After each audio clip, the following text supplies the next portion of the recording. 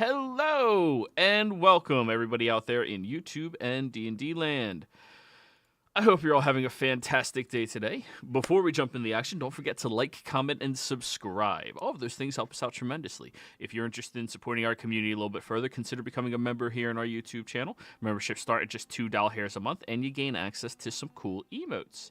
In addition to that, if you are interested in supporting our community or joining our community, we have open slots available for either a Friday early or a Tuesday early campaign. We need 2 players to join in on either of those, and then we'll be able to start a brand new campaign in our universe, which will be phenomenally well timed. Phenomenally well timed, as well. Many of our games are getting up into those super high levels where things are going to start happening soon. I think our lowest level game right now is 15? 14? Is that Sunday, Wyatt? 14? Yeah, we're 14. Okay, 14. Our lowest level is 14. That's fucking high. But anyways, aside from that, we also have a brand new thing that we're doing where if we can reach a total of $40 given over to the stream, donated over to us before we go on break, then when we come back from break, I will be wearing a bunny onesie with the ears and the head and everything all inclusive. So if you want to see me make an ass out of myself, well, just put a little something into the YouTube. Anybody can engage with this. And we already have Otis to thank for getting me that outfit. And all day on Sunday, I'm going to be playing that. So that's going to be fun. If you have any ideas for anything else we can do, be sure to reach out and let me know. So, go ahead and give us that recap, Lucian. All right.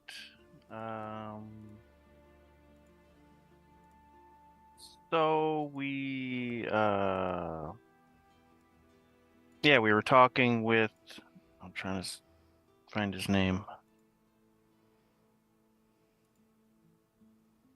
Philip, and he was telling us about things. He mentioned the preacher.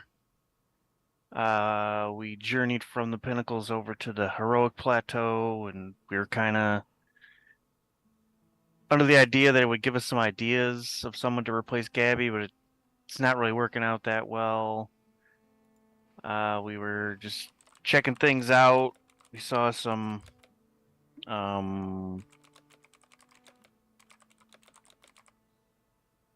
we saw somebody go from the pinnacles to the heroic plateau, or we saw some mountain go, and we checked it out, and apparently that was Hedge, and we got his backstory.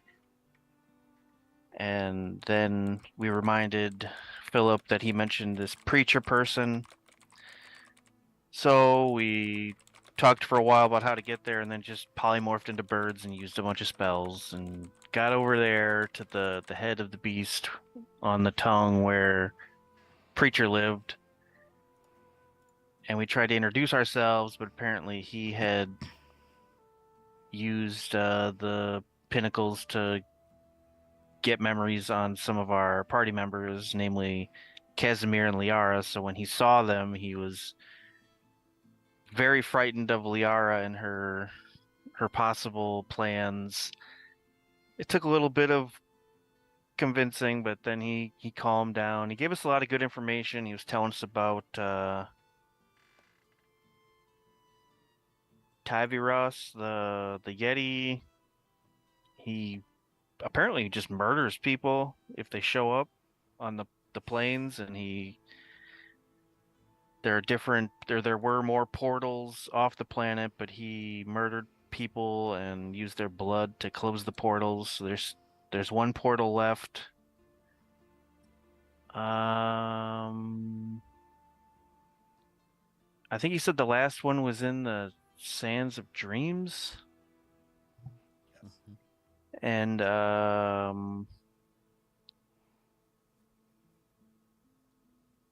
general small talk, just trying to get information about the crystal tombs and the Guardian, and he mentioned he had some weird artifact that Lucian thought was odd.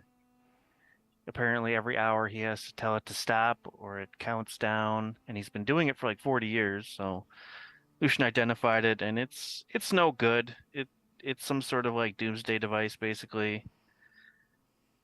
Lucian tried to convince him to give it to us because it's not the kind of thing you want just out there, but he didn't really want to give it up, and Lucian didn't want to press the issue because he didn't necessarily want to be in charge of it, and Preacher has been doing a good job of keeping it under wraps, and this place is very insulated from a lot of people showing up and messing with him, so until Lucian has gained enough knowledge to actually turn this thing off, he is kind of just trusting that Preacher can keep things under wraps, and I believe that's about where we ended the session. Yeah.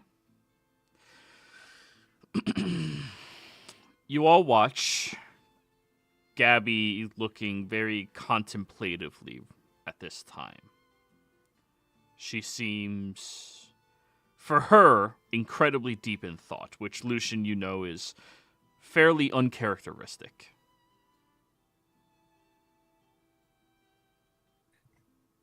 She's been lost in thought for days. Is she a philosopher?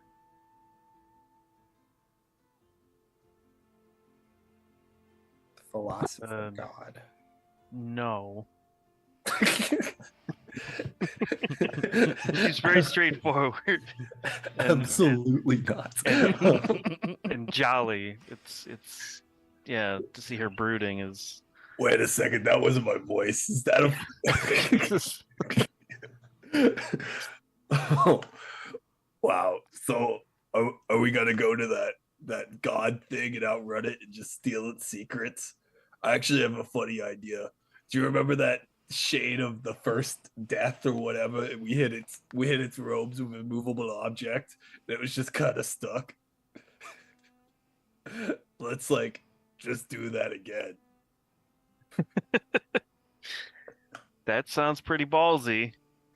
I mean, I can probably sneak up with mislead, and if I can touch it and get the spell off, oh boy, are we in for a treat. I've got a movable rod as well, so you can have jam them between two things. Put them against the snake, and then it has to make the moral decision of waking it or not. I'd still be concerned because it was mentioned that thing either cannot be affected or is immune to magic. So I don't know. It might put off some sort of a null field. I hope it's immune to magic. Is it immune to gravity though?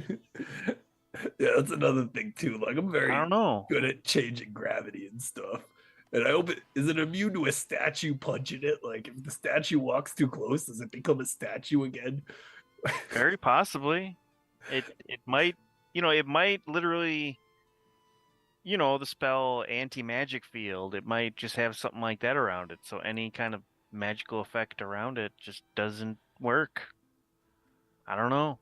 And what if you make a box around it and then put it inside the box? But then it can't get out of the box.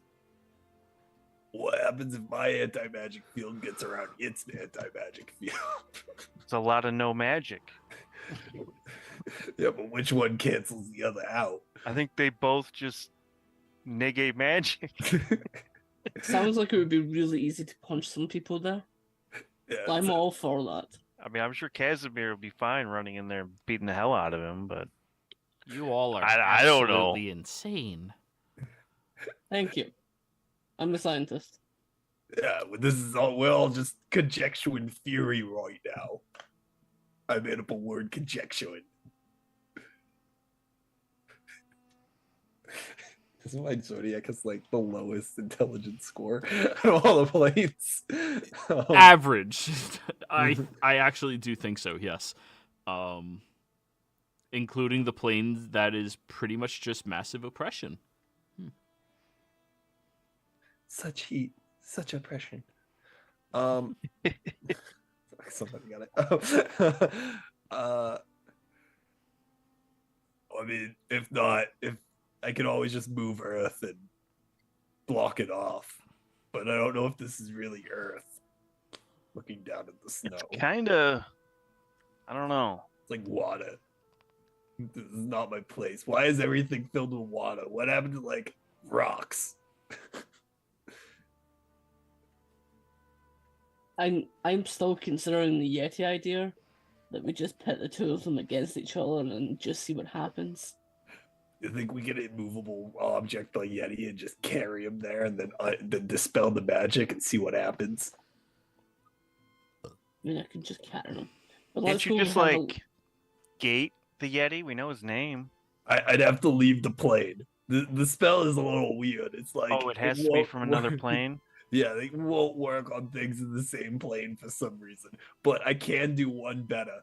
I can meld my mind with the Yeti, teleport to him, and then teleport to wherever we need to teleport really quickly.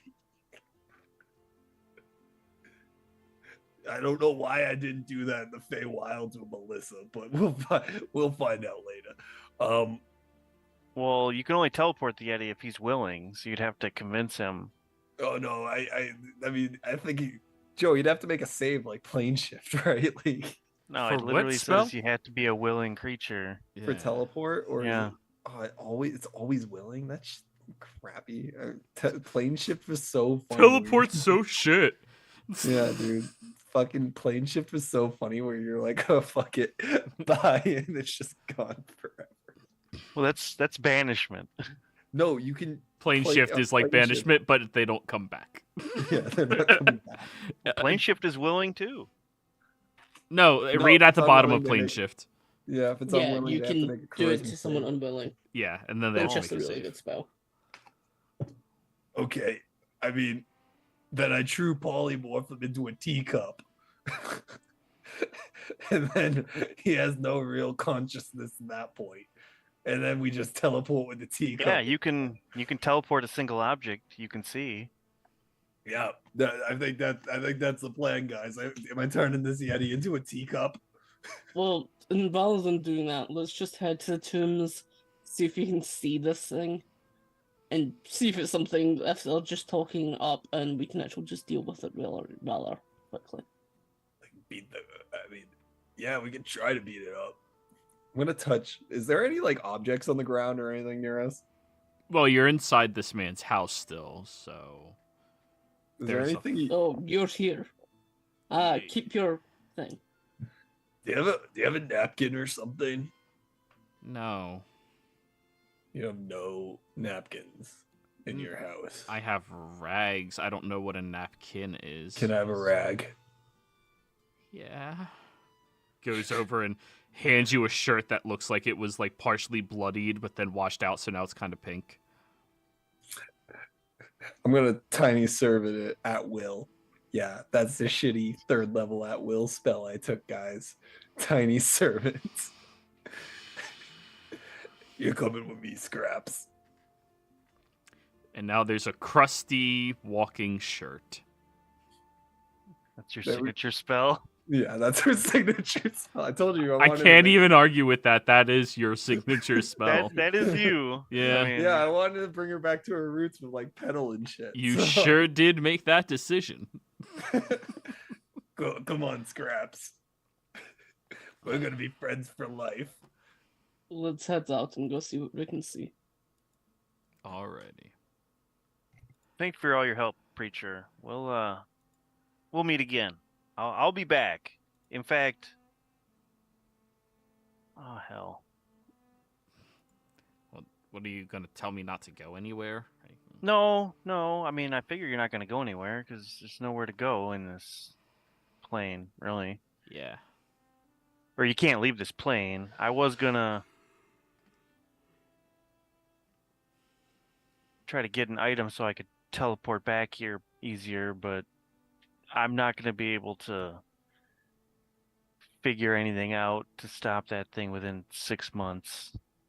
But Don't you know, we're We got scraps. We're good. We're good friends, and you know we're acquaintances. I feel like I'll be able to find my way back here. No, we got scraps. We can come back here at any time. It's actually why I wanted them. It'll definitely help. Give them a lick, scraps. It looks very confused. Shape up like a dog or a cat or something. Also, so you said that the item, it just sort of like appeared and floated and Well, yeah. do things just appear here a lot? I mean, that's the only thing that just like floated down to in front of me. I thought you said that the Yeti finds things that appear as well and collects them. Well, it finds anything that comes here. It doesn't. It usually just falls. That one appeared in the sky, fell down right in front of me. I mean, do you think the Yeti has other really bad things like this that shouldn't be in the possession of just some weird Yeti who likes to murder people? I honestly don't know. This is if it does, it hasn't murdered anybody yet. With it, maybe. Lucian actually Well, not with it, but the fact that this thing mean, just appeared here and that the Yeti numbers wise, the collects Yeti's murdered a items. lot less people than like. Looks at Casimir, looks at Liara. We are opened a black hole in a flooding city.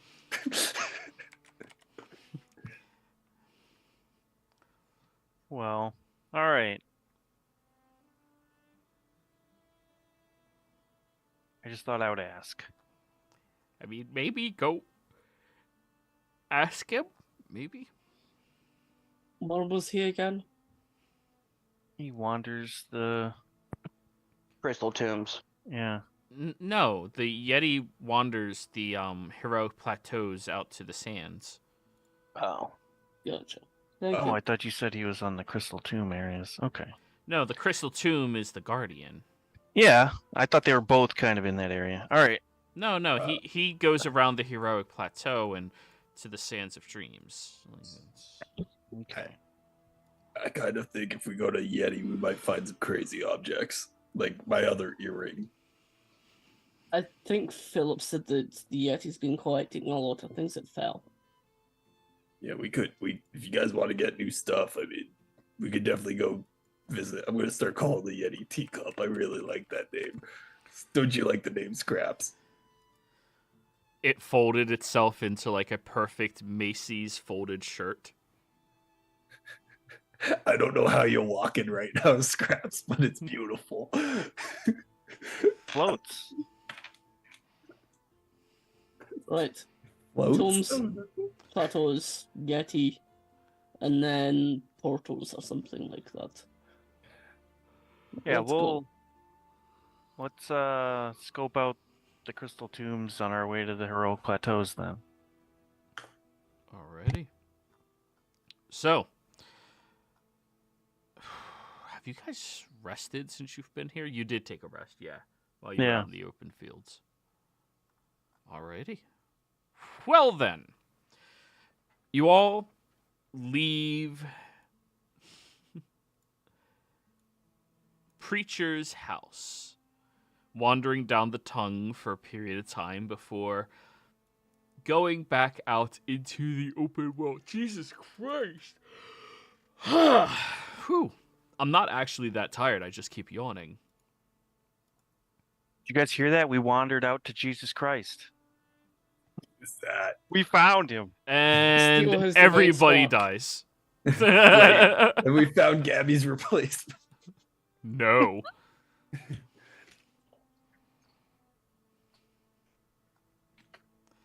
So, anywho, as you all are wandering out as far as you can, you begin traveling with your satyr companion, who seems fairly curious as to what all of you are doing. So,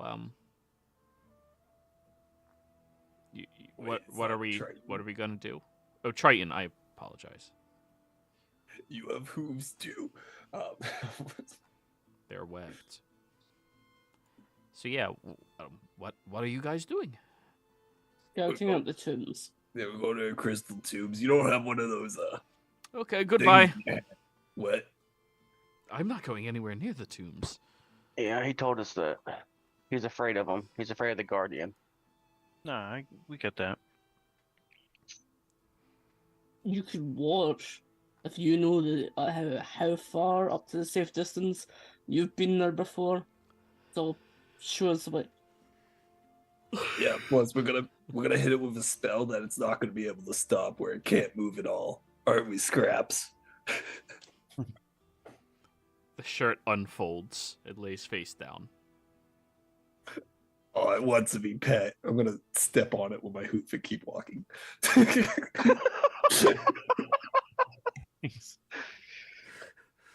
Mistreating your friends. Well, I gave it a pat. It doesn't want to be touched by these furry hands. I hate this body. You didn't pet it, you stepped on it. There's a significant difference. It doesn't look hurt. It looks very melancholy right now. It's a dirty rag. It is. I'm sorry, Scraps.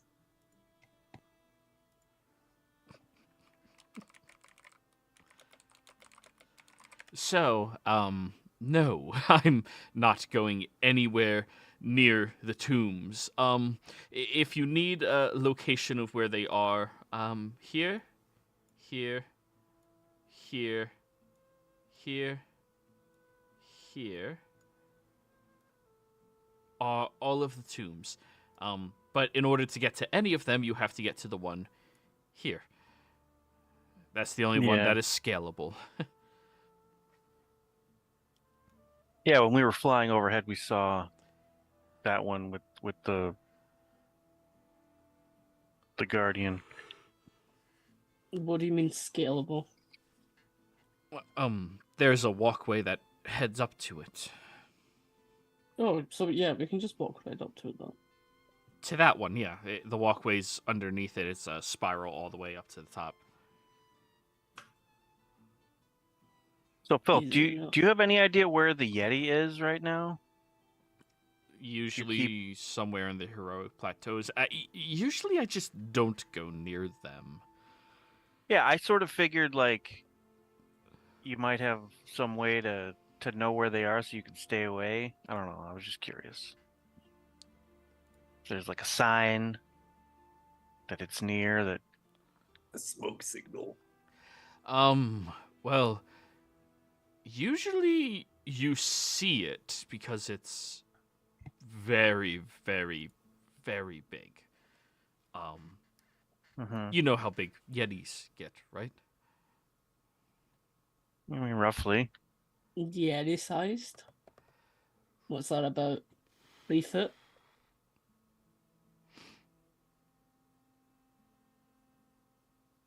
About the size of an average dwarf. What? No, they're big. They're closer to like 9 feet tall. That's like 2.5 dwarves.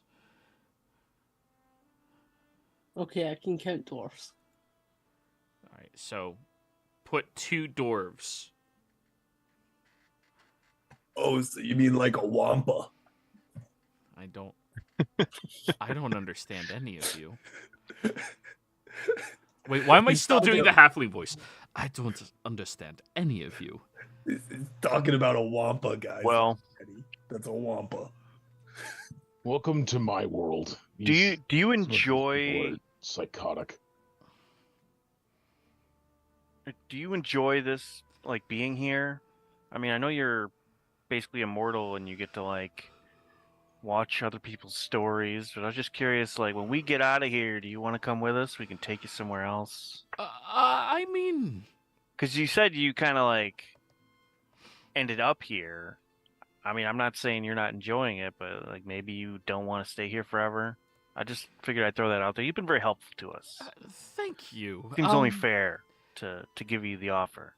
I appreciate the offer, and, well, to be honest, if you had a way out of here and you could come back and pick me up and then we can leave, that would be great. And then you could just drop me off on my home world, or honestly any world. You're from Zodiac, right? No. He was a strange portal pocket plane world. Oh. We'll take Well, him somewhere. You could leave here and then just immediately turn to dust. 'Cause didn't you say it's been how many years since you've... Well, it's kind of hard to keep track of years, but it's been very long. Why not just suddenly come back and try to, like... You're just age up to where you're supposed to be. I mean, it could work like that, but I think it's more like the Feywild, where when you get back to wherever you were, you're back in time, but like you don't instantly age all that time. But he could. I mean, theoretically. Well, if I could die, I don't want to die. I would rather stay here than die. Wait, that's right. You can die other places, can't you? Like, just because you live. No, I think I'll stay here. I mean, if you're Okay. from that plane, I can send you back there right now. Or, you can give us like an object from that plane. And then if we go there, we can see how it gets affected. I mean, the issue still stands. We can't cast transportation magic, so you wouldn't be able to do that here. Oh yeah, we'd have to leave. We'd have to Right, definitely. yeah, I'm quite cozy staying here. I don't want to die. And if I go with you, that's cool. and the Guardian catches me, I'm dead. And the Guardian is fast. You know, a lot How of things fast? with this Guardian. Well, it's faster than my friend. That doesn't go for much. Well, I mean, you don't necessarily have to go with us on our entire journey, but, when we were, like, about to leave, I could give you a sending, and you could meet us at the portal, and we could all take off. If you want to stay here, that's cool. I mean, I'm going to be back at some point, for sure. But I don't know when that'll be. It could be a very long time. Right. I got something to check up on with Preacher once I figure some things out. Well, if that's the case, then yeah, I can always find my way to Preacher. All right, well. Is there anything that we can help you with before you take off? Ooh, To say thanks for all your help? there is one thing. Shit, I'll never see any of your stories ever again. Well,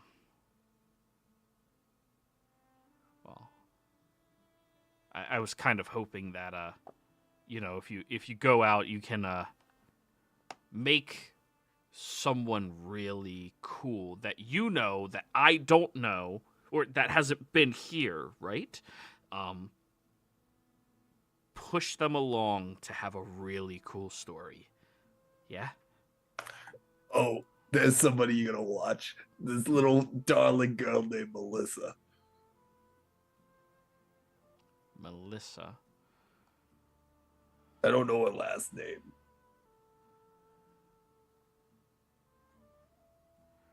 Okay. Thanks for the tip.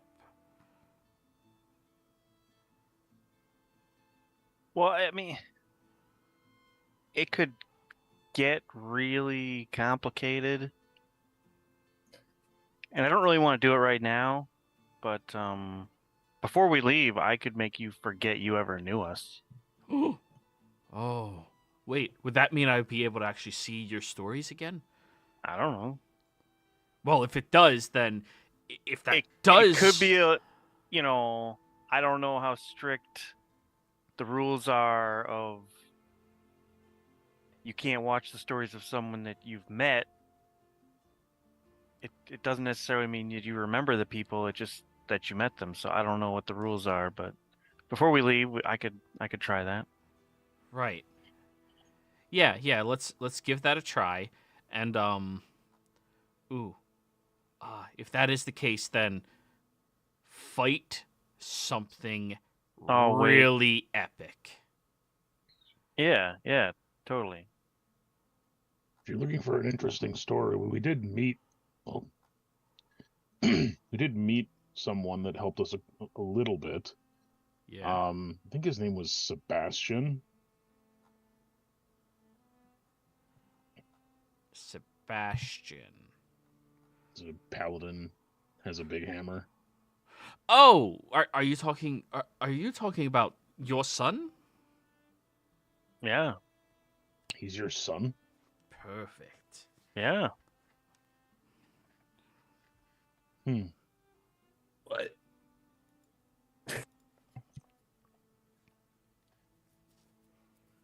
I don't He's see sort the of- resemblance. He's sort of adrift in the plains, so I'm sure you'll have no shortage of interesting things to watch while he's sort of untethered. Ooh. Yeah, I'll definitely check out that one as well. Good recommendation.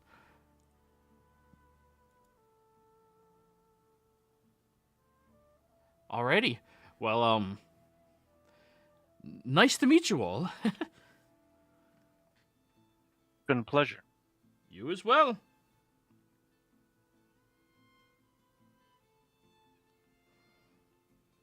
And then he walks away. Alrighty, guys. Now's the time. You start tracking your way over towards the first crystal tomb.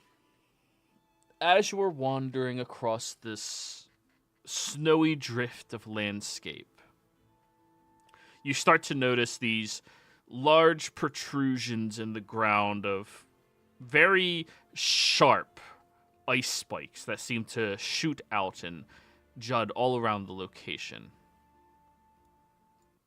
As you take that in and begin wandering further and further out, I would like a maximum of 2 people to give the survival check, and then a different 2 people to give perception checks.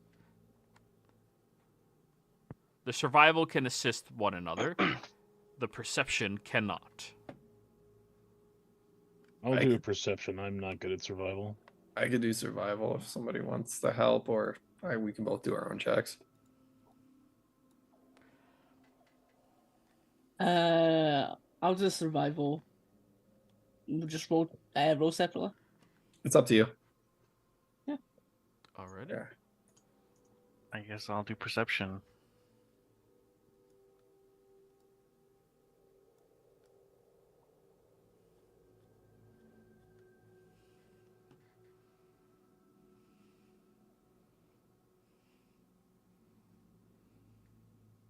We love nat 20s.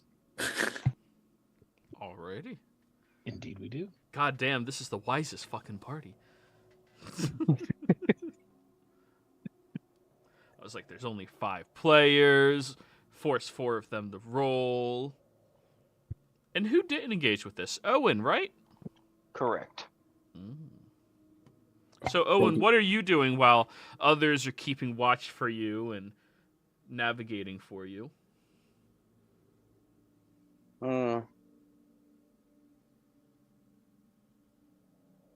Trying to be smart.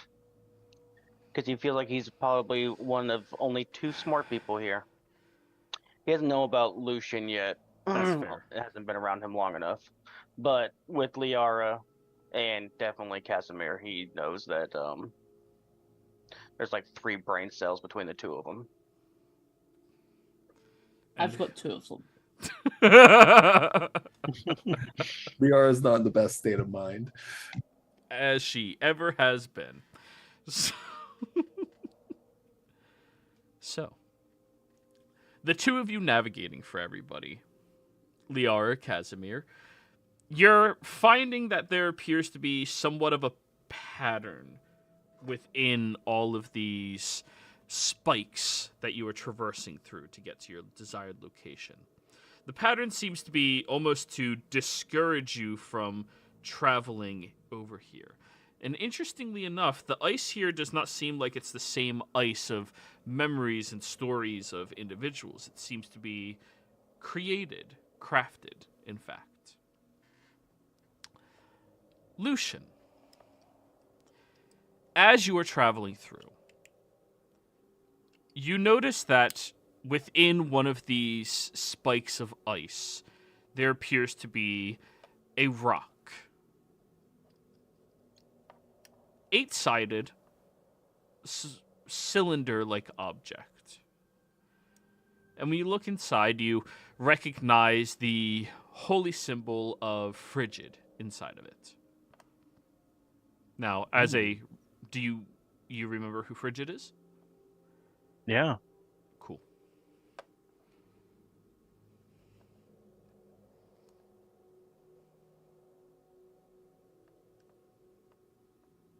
Alrighty then.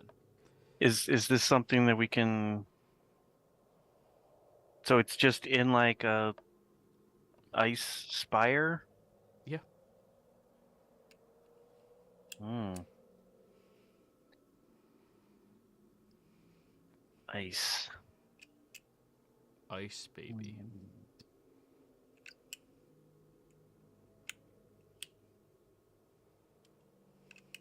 Didn't Philip say something about like don't melt the ice?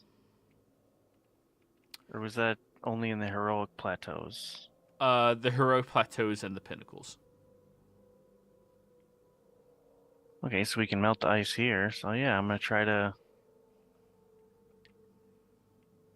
Actually, I'll bring Casimir over. I think he can probably bust this thing out. Hey, Casimir. If I shoot some like fire magic at this pillar, can you smash it open? We need to get that thing out of there. I think it might be useful. You know, you have a friend here that controls Earth, and Earth includes rocks. But this is neither earth nor rocks. It's ice. Oh, that's It's ice. Oh, water. I thought that was a stone. And yeah, I can crush this in about Well, the stone is spots. inside the ice. Like we want the stone, but we don't want the ice. Casimir rolled a punch. Okay. Got the siege gauntlets going. Yep. I softened it up with some fire bolts. Oh, prestidigitation. Just prestidigitate. Aim here. You're recklessly punching it? Always. Is All there right. the other way? You all watch as he strikes out at this thing, and there's this very loud, cracking, thunderous sound through this area that you are traveling in. After one strike, you seem to have cracked it, Casimir. But you didn't shatter or break it. Well, hold up. Infusing this one with some of his own blood energy. Mm-hmm. Taking a little bit of damage from that, and then going again. Mm-hmm.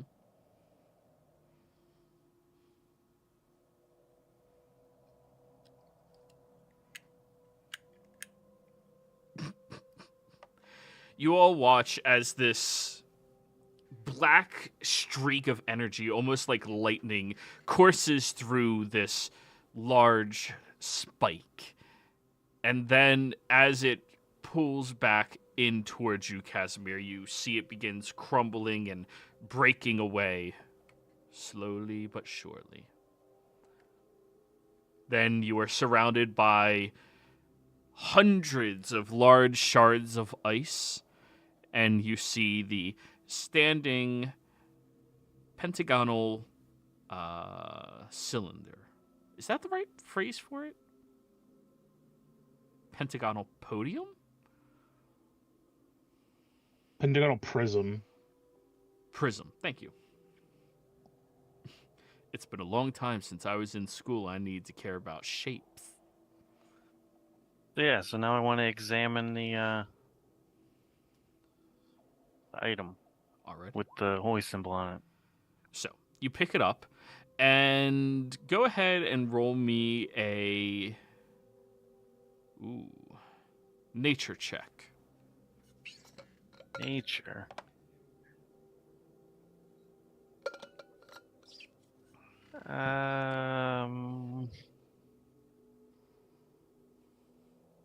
Could I give it a nature go? Yeah. You can take a look at it if you like. Can I look at the stone? Mm-hmm. Go ahead. Nature check too, Yep. right? Still Yeah, nature. Thank the Lord. We love nature. That's So all it it's- needs. Guidance. I don't like. Lord. A 31. Okay. So, looking at this stone, it's, well, the nature of it seems foreign to you. It's a gray-colored stone that, for all intents and purposes, looks relatively like a whetstone would, but when you touch it, it feels almost crystalline in nature. It feels like the texture of it is completely different than the look of it, but the shape is 100% like true. This is definitely not an illusion, because I know you're probably thinking that. This is what it is. It feels different than that. And as you're holding on to this, you pull out a memory that you haven't experienced this in a long time. It's a memory of an altar that you had seen, well, not you, but Luna had seen. And the altar was made out of stone like this for the slab on top that shackled down what appeared to be a child.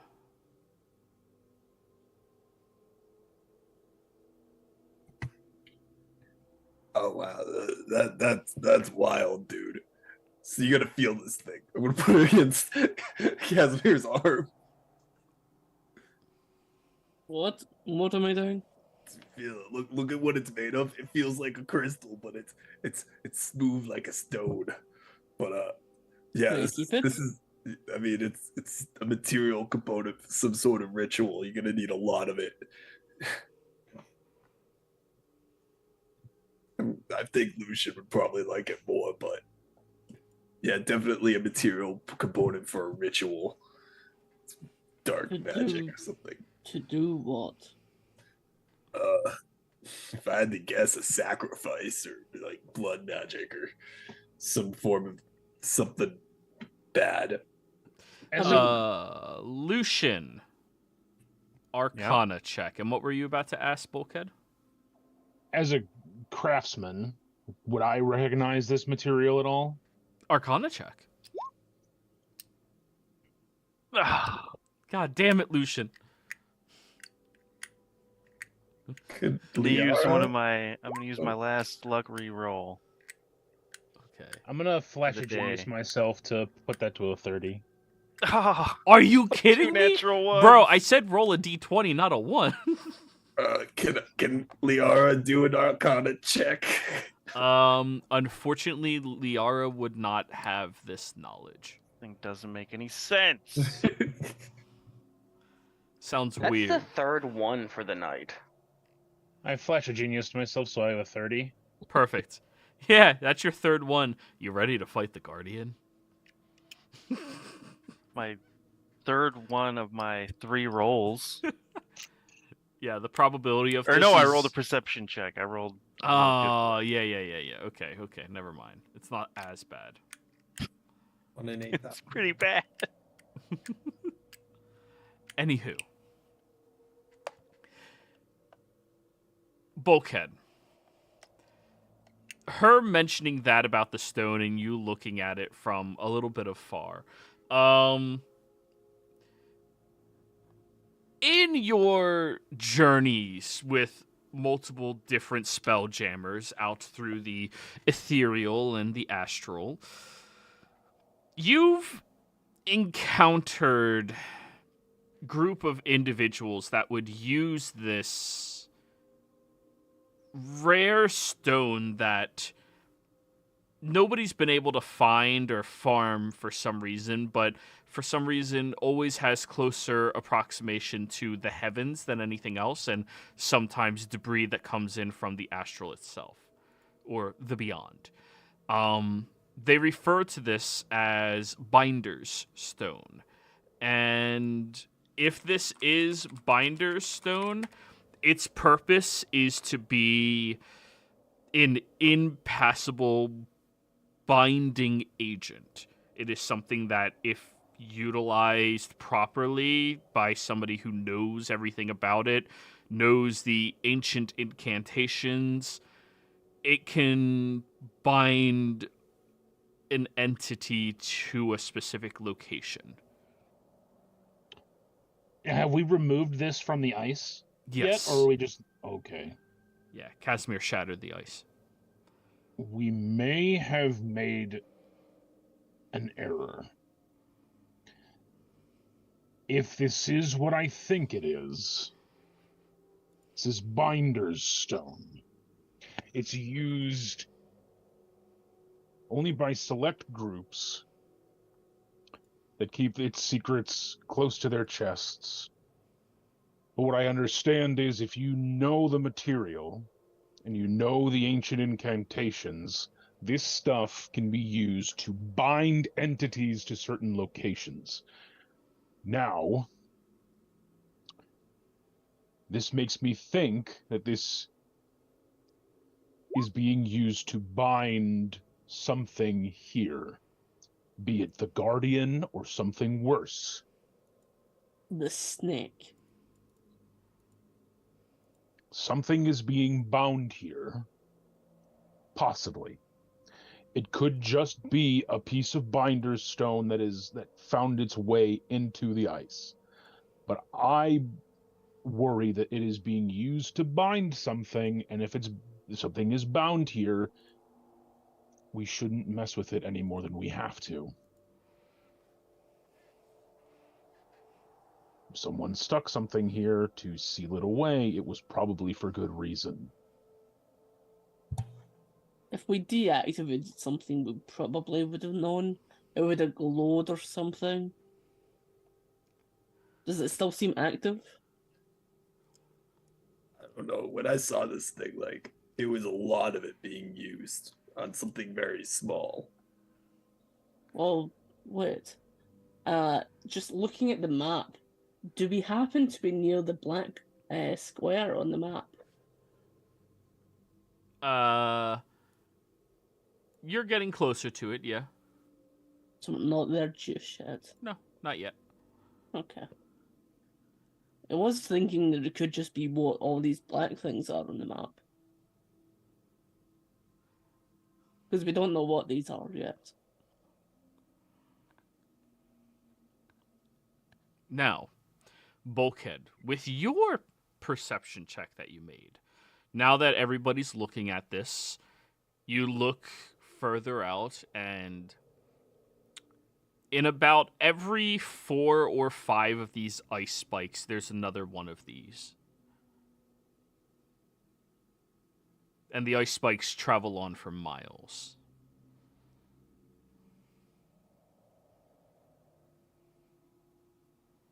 And are these ice? Now, have we seen these ice spikes just everywhere around the land, or is it just specifically around the tombs? Around the tombs thus far. You've seen some ice spikes, but they are much more fleeting.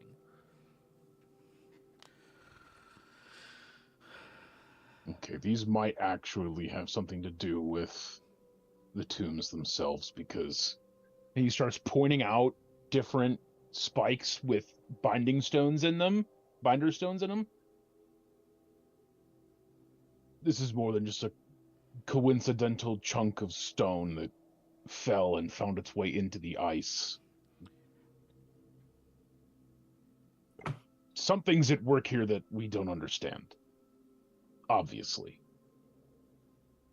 Wonder who did the spell. Well, it's got the holy symbol of Frigid on it. Does it be the guy that's like, And that's- fuck here? Well, that's the god that we were told has visited Or Ares mentioned that Frigid has visited here and gone into the crystal tombs to hide forbidden knowledge. Would it be reasonable to assume that maybe Frigid is the one that placed these here to seal something in the tombs, or maybe created the tombs? I mean, it sounds about right. Do you think we should leave this piece, put it back on the pedestal? I mean, it's not cased in ice, but it's still where it's supposed to be. I don't know. Yeah, I'm sure we'll come back and the Yeti would have taken it or something. How much of the spike that we broke is still intact, if any? The ice spike itself, Casimir reasonably shattered, like most of it. Probably like 30% of it remains. This pillar is 100% together. You guys didn't even scratch it. Oh, so the binder stone was on the pillar? The binder stone was inside of it. As you see all of the other ones inside these spikes of ice. I think we should leave this binder stone in these pillars. I think they're here for a reason. Or it would be fun to break the others. I mean, I'm sure it would, but would you want to deal with something possibly worse than whatever guardian we're about to come up against? Could be What fun. What if it's what keeps the guardian in these tombs? Could set it free. Yeah, that's what I was just thinking. Like, we just let the thing go and chase us after that Triton or the halfling or Scraps here. Who's a good boy, Scraps? We can leave it for now and Hey. always return if we think it's a good idea to break them. I think we should leave it in place. Yeah, we should leave it at the bare minimum, leave it for now. And if we decided it's something worth pursuing, I suppose we could do it, but We This needs to can't be a- set the Guardian loose on this planet. If there's even a possibility that these binder stones are what's keeping the Guardian at the tombs, considering how close we are to Preacher and what we already know he has in his possession, if this Guardian wanders up there and murders him, that's bad. Well, Yeah. So if these things are supposedly for the Guardian, and you said there's a couple more, can you roughly tell if do they encircle where we're going? Like, is there a general shape to where they are going? is there any pattern to these pillars that are inside the ice spikes? Are they in every ice spike or only in certain ones? It's every 4 or 5 ice spikes themselves. Well, now that you're aware of them, you can start mapping them out at least as you can see them. And it seems to... From what you see, there's a path of them that goes from here to here and some around here.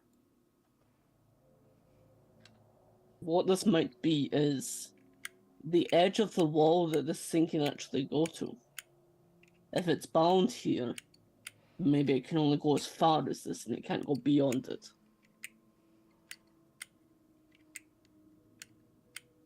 It is a possibility. Let's put this back for now, and then I'll do a quick survey of the area with my winged boots, just to get a better idea of the location of some of these pillars.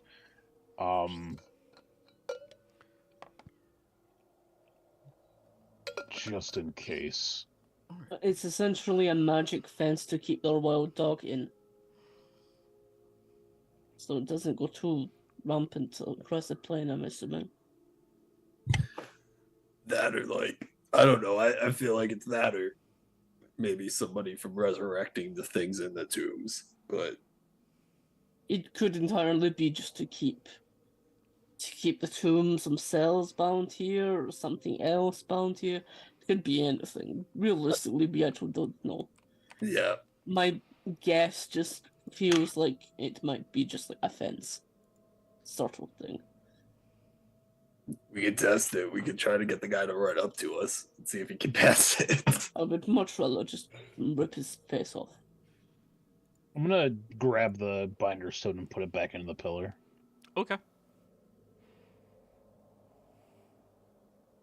Did I notice anything happen when I did that? Roll me another perception check.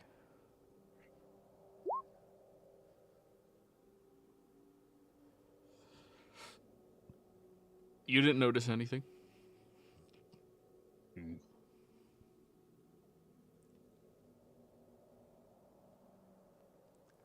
I'm gonna spend a little bit of time. I want to spend a little bit of time flying around just to get a better idea of the layout of some of these pillars.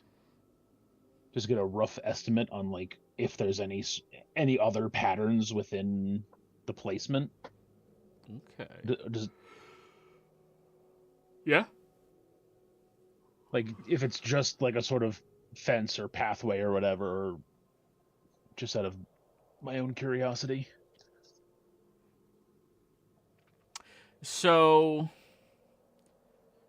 looking around, Casimir's instinct seems fairly spot on. It seems to encapsulate roughly 1.5 miles outside of this pillar that you're in front of, and it has a path that leads in the rough direction of the other pillars. So you imagine whatever is bound in between all of them to not leave within close proximity of whatever pillars it could traverse to.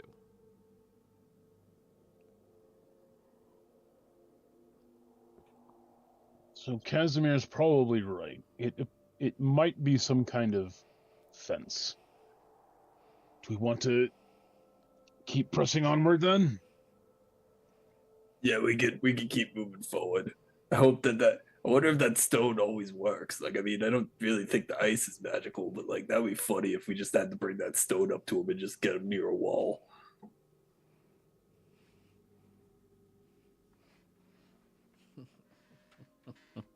It could actually. Yeah, that If was it my is like a first thought. fence or something, if we had a couple of them and we all carried them, Yeah, I think we'd Like- actually be pretty safe. I mean, the area of the wall would be pretty screwed, and he'd probably realize that. But like, if we take them all from one area, then like just cut his cage down to one, that would be big. But then I guess we open this place to raiders. well, I was more thinking like it might extend to us, but it might need these pillars. Do the pillars themselves do anything magical, or is it only these stones? Maybe it's just a stone. I mean, you can break magic by punching it, so unfortunately you could not tell. When I saw this, it wasn't encased in ice or anything. It was a big slab of this stone. So I'm gonna assume it's just the stone. So if it's just a stone and the pillars just there, liquid to hold it in place. Yeah. You guys want to test the theory, scientists? It Look at could be Owen. like a wall. It could extend the wall to us. So like if we were holding them out in front of us, it could be like a wall around us, so that he couldn't technically get to us because the wall's enclosing on him. Yeah, in fact, we could, like I said, like banish him to the far off pillar and then just leave the stones there. It could be like salt. You know how if like you draw a salt circle around something and it can't cross it, we essentially just do that and herd them in with stones. It is entirely a possibility. Wow, this I is mean, awesome. I love this scientist logic. High five. Technically possible, but again, the issue with binding stone is that you need in-depth knowledge of how it works as well as the incantations associated with it. We have none of those. No, but we wouldn't be rebinding it. It's already bound. If it, going on the assumption that it is a fence, say that there is, between this stone and that other stone in the distance, it is not able to cross over that barrier between them. Yep. Think of it like if you just say a rope between them. It's like a movable wall that could be malleable, that you could move around. That was way too big a word for me. Give me a Nosebleed. second, I need to pause. 1 psychic damage. I think what he's trying to say is we can literally just take this and change where its walls are. We can wall it off somewhere and search everywhere safely. That's not what I'm saying. I'm saying that the wall might move with us, as if we were carrying a rope. Yeah, so Carrying just like move the fence middle of a post. rope, and the ends are still here at fence posts, yes. Yeah, you're just moving the fence post. Possibly, but it also they might be linked to the pillars they're sitting on. Yeah, and they could be broken. That's why I was asking, are they magical? Is there any source of magic on the pillars themselves, or is it only these stones? The other says it's just the stones. I What think, about you two magic people? like I said, I'll detect magic. Me Okay. too. Perfect. Wow, first level spell, even at this level, still comes in clutch. As you look around, I need another Arcana check from the two of you. If you get on that one, that'll be huge. I'll guide and solution. Damnation, what am I supposed sorry. to say? Ooh, D4. Ooh, 31. nice. So, looking at it, these stones give off a very faint amount of magic, but it's strange. The amount of magic they have inside of them seems concentrated and powerful, though from a distance you probably wouldn't even be able to detect this if you had your divine sight still. Unless you were in close proximity, of course. But the one that you broke out of its shell, the magic encompassing that seems like its connection reaching out towards the other ones is weaker.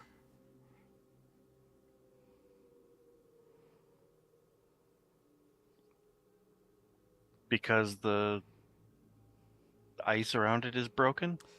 It may be because you moved it. Oh, I thought we put it back. Yeah, but you still moved it. Okay. No, you didn't looks move like- it far enough that it was destroyed. It's just Yeah. weaker. It looks like they're very sensitive. Like this one seems like its connection to the others is weaker because we moved it. So if we try to move these things around too much, we could just break the entire chain. Should just leave it where it is. Hope for the best. Yeah, fine. Let's just kill the thing then the normal way. We could have had a rodeo and tried to wrangle this thing into his pen. Here, Eljakor. It would have been fun. Your idea of fun is concerning. I mean, I don't know what it's gonna do. Like, we don't even know how powerful this thing is. It might be like Scrapsia. I don't think that Triton or that halfling was afraid of his own shadow, and they're afraid of a Wampa.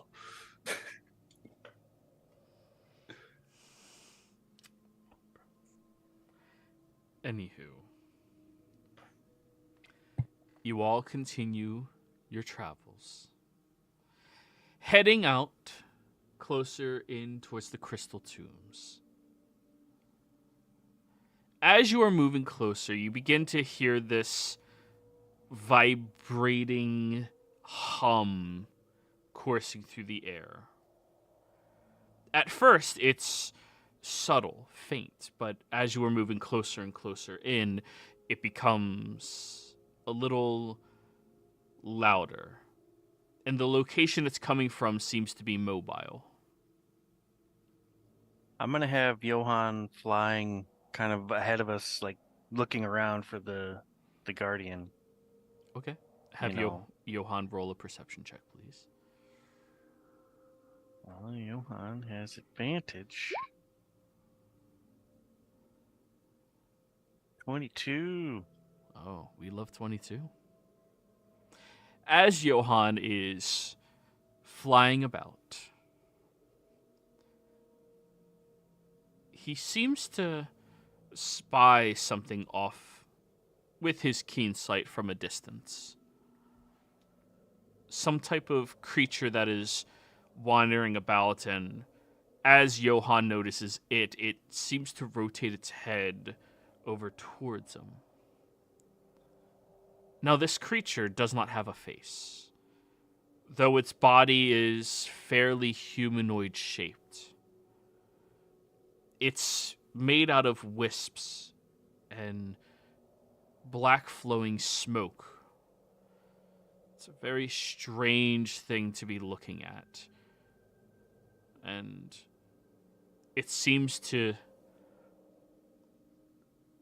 start to float up in the air towards Johann as it takes notice.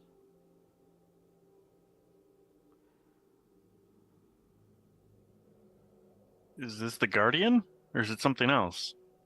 It's the only thing he's noticed that's moving.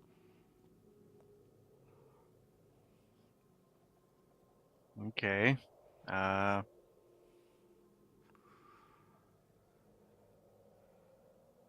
Well, Johann communicates that to me, and I will have him fly off in a different direction and see if this thing can chase him past the spikes.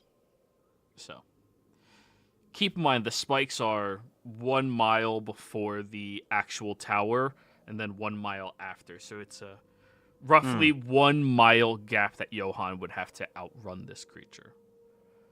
He's fast. Sure. What's his fly speed again? Dash included? Well, his fly speed is 60. So 120. Yep. Okay.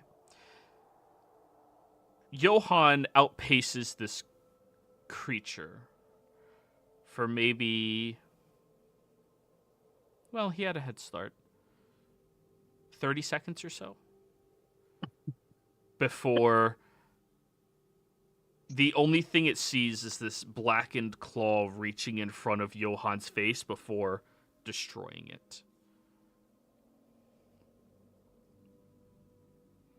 Motherfucker. And then at that moment, you all hear that vibrating sound becomes intensely louder. And it almost hurts your ears as you listen to it. Screaming as this creature would. It's the least humane sounding entity you've ever heard, any of you. Its communication seems to be completely foreign to whatever any of you know for knowledge is, except perhaps Bulkhead, Owen. What fun languages do the two of you know? I know Common, Gith, and Bestial. Nope. Just common and GIF, yeah. Okay. The two of you can recognize that sound. It sometimes reverberates from the beyond. Very fleetingly, though, and usually Ibis ley lines respond to it incredibly quickly and with hostility at that. So, as you... Bad news. As you all hear that noise and realize this creature is incredibly fast and quite possibly incredibly powerful, I think we're going to go ahead and go on break, everybody. Be right back.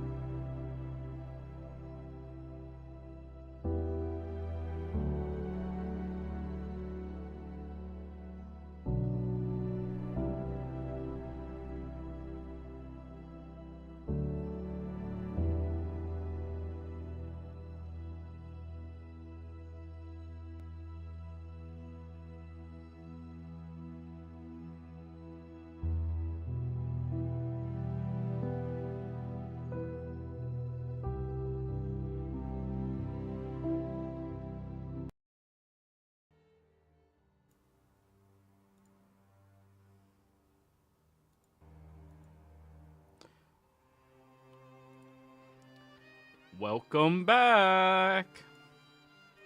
So, party, where last we left off, Lucian, unfortunately, yet again, your most trusted of allies and companions who's been with you through thick and thin has been struck down by whatever entity is out there.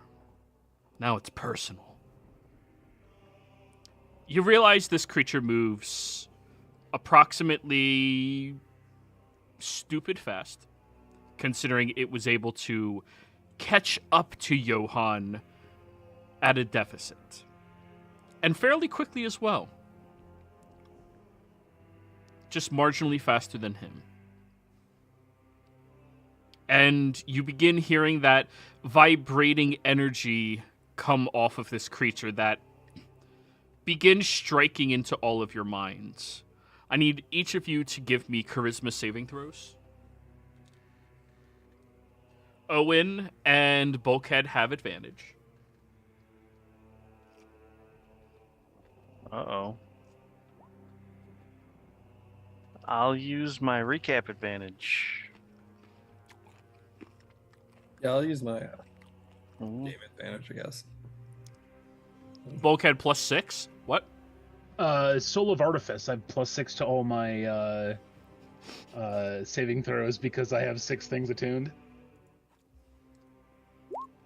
I'm so sorry, but fucking come on. Like, yeah, that is a crit for Liara. Liara, Bulkhead, and Casimir. Wait, that's 21 for you, right, Bulkhead? Yes. Oh, that's a failure still. Dang. Yeah, I apologize. Still a really cool ability. Damn.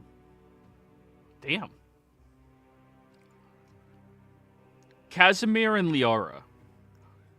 As that vibration strikes out towards everybody, the two of you don't hear what it says, but you feel what it's saying. It's hungry for her creations.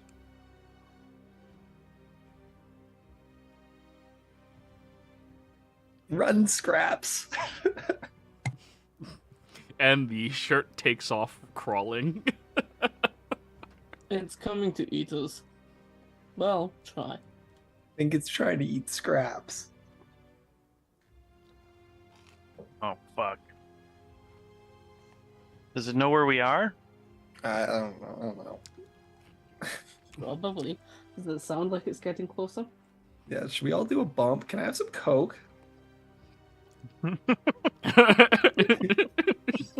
That sure, here's a dose. That sounds like a good idea. Casimir pulls out his sword, puts down lines for everybody. Just Should we do them right now, or should we wait until it gets closer? Does it sound like it's getting closer? Can we see it? No. I mean, Not any. It was pretty far away. yeah, that's what I thought. I know what direction it was, and I know like about how far away it was, so I will relay that information. I'll be like, oh, it was like, Oh, I guess I should have Gabby's sheet open. 30 perception. Mm.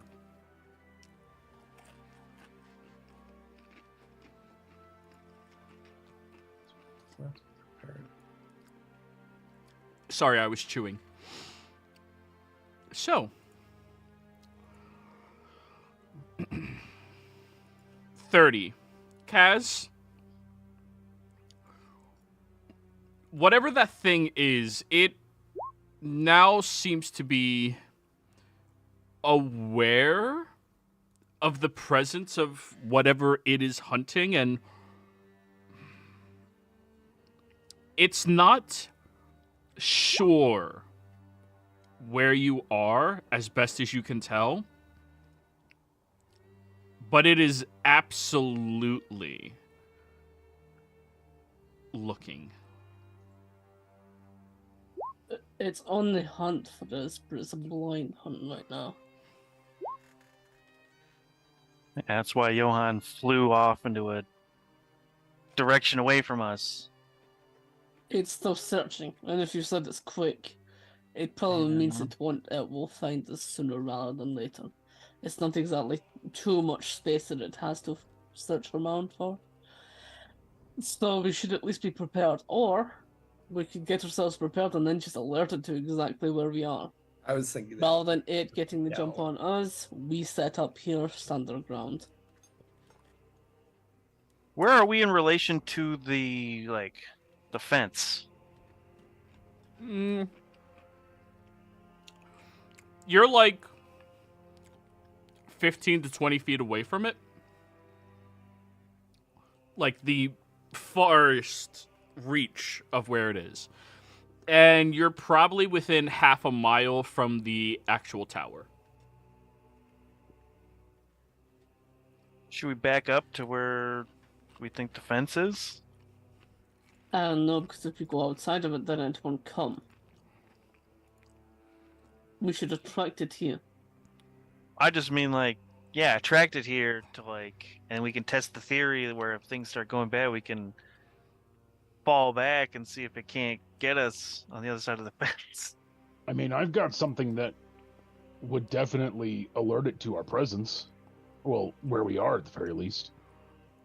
I can stand out here as bait, because if all the meat goes on the other side of the fence, I don't think this creature's that stupid enough that it's just going to try to attack through it. It's been here for whoever knows how long. It's capable of some kind of speech, but it's a predator. I can cast a thunder wave that will definitely tell us where we are. Oh, I was just I gonna can. large one of you guys. Can't you shoot fireworks with prestidigitation? There's actually a spell called Firework. And pyrotechnics is what you're thinking. Pyrotechnics, yeah. Hey, I thought Liara you can could- name you her could do spells whatever stuff. she wants. Which, do you want to do that spell? I've been waiting so long to cast I it. call this one Explosion. It's Fireball. It's Explosion. Explosion! Do I have it fucking prepared? Let me check if I have it prepared. If any Knowing of you, are wanting to probably. move No, I any don't. of you are have moving, wanting to move behind the fence, do so now. Because the longer we talk, the more it's searching and the more it's hunting. And the more chance it is of getting here. No, I need to do coke, so I'm gonna be. And make a shower of sparks. Thunderwave, or am I enlarging somebody? What are we doing? Enlarge won't do too much. I mean, Though, it'll I'll probably take it notice. if you're offering it, but I think most suggestion of the Thunderwave would be good. Oh yeah. I don't know. I rolled a 19 perception. As soon as I see this thing, I'm going to cast Circle of Power. Ooh.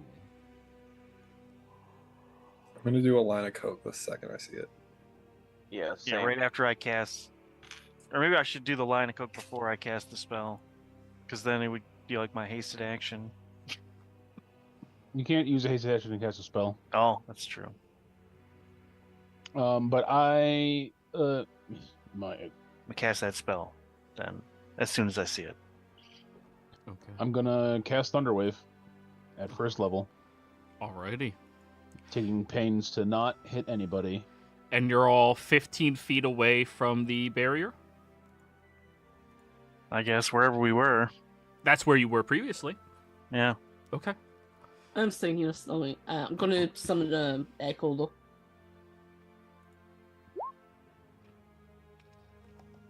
All right. You clap your hands together, and the loud, thunderous roar erupts, shaking all of the pillars of ice and, well, cracking a few of them as well.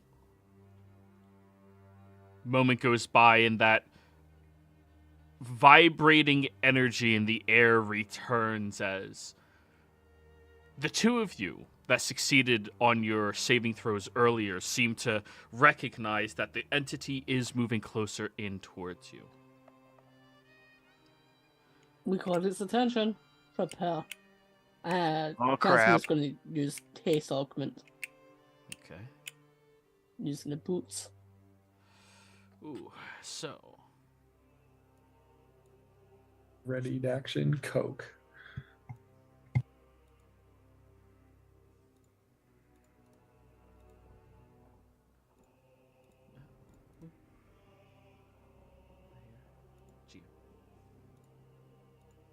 So, everybody, as you're watching, you see this shadowy entity move out from behind the rocks, but it's strange where the shadows seem to sit underneath whatever is hiding its guise, some type of cloak-like substance. There's a little bit of an anatomy as you see these claws reaching out and dragging it forward, moving across the landscape, and the head is tilting around at each of you. Would you all be so kind as to roll me initiative? Do we get our ready to actions off or no? Well, that's going to be the first round of initiative. Seems like counterintuitive to the point of being ready to do something. So, there's this fun mechanic in D&D called Surprise Round. When you ready an action, you are enacting during the Surprise Round. That's going to be your ready action to go. Oh, we're actually doing. I didn't know we were doing surprise. Yes. God damn. Nat 20 on my initiative. Good stuff. For a 30. Wizard superiority. Wow, it rolled a 6. Nice. Use one of your rerolls. They're not in this game. Oh, I thought they were any game. Oh, No. They're given to specific games. Are we not loved? Yeah, nobody really watches this one. You say that, and I've got 4 of them still stocked up. But that's all from Sin. Anyways. No, 1 is from you, 1 from Ruka, and 2 from Goose. Oh, nice. Thanks, guys.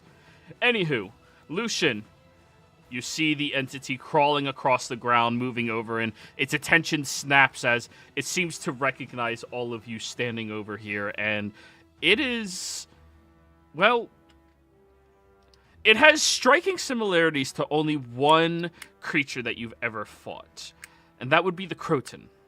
Yeah, However, it is not cool.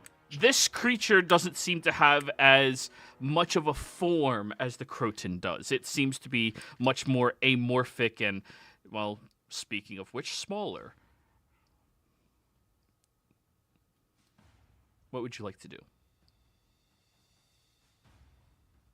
No, you weren't done rolling initiative? Okay. That was for Gabby. Gotcha. I don't know why she has advantage on initiative. I don't know. Cleric shit. Cleric bullshit. Go ahead. So what are you doing? Well, yeah, my action was to cast Circle of Power. Okay. Go ahead and roll that in chat. Oh, you already did. Through Tempest, even. Nice. It's like a cleric spell. I can't actually cast it.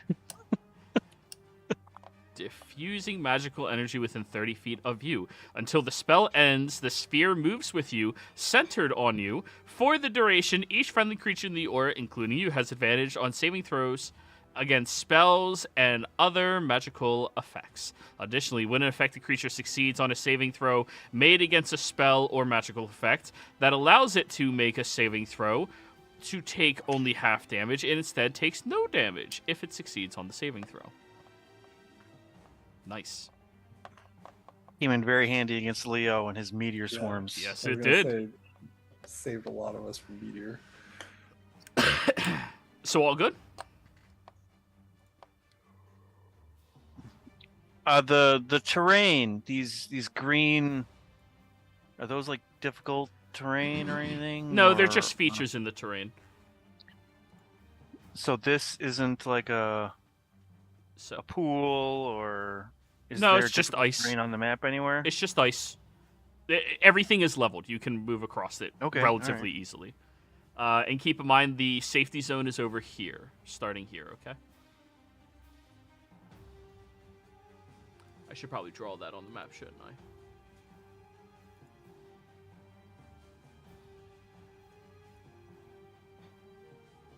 Right there. That's the safety line, okay? So, you cast your circle of power. Next up, Liara. Okay, doing a lot of coke. Whew! Awesome. 10.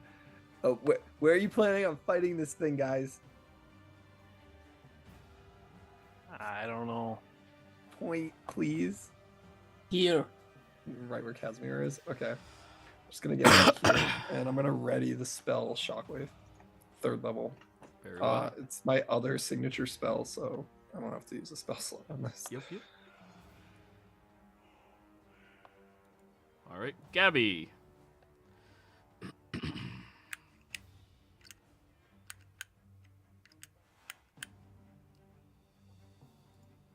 That's you, Lucian. Yeah, I don't know what Gabby would do. Holy weapon. Yeah, I was thinking either Holy Weapon or maybe Bless, but to get all of us, it would have to be what, like 5th level Bless or something? I mean, it's a good bless, so.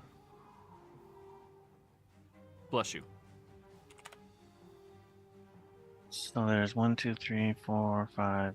So yeah, there's 6 people. You get 3 for 1st level, so 4th level, yeah, she'll bless us. Because that we don't really know what this thing can do yet, so bless seems like a good idea. Alrighty. Boop, boop, boop, boop, boop, boop. You're all blessed. That is her concentration spell. Yeah, she's concentrating on bless.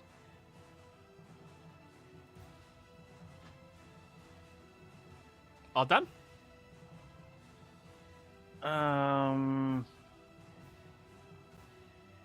She'll kind of ready herself to fight over here, I guess.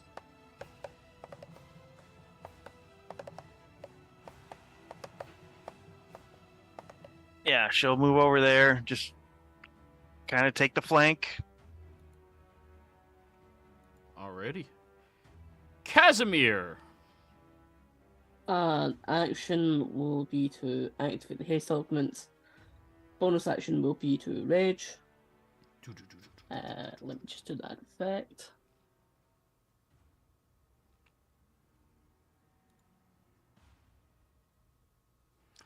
Nice. I can throw my weapon.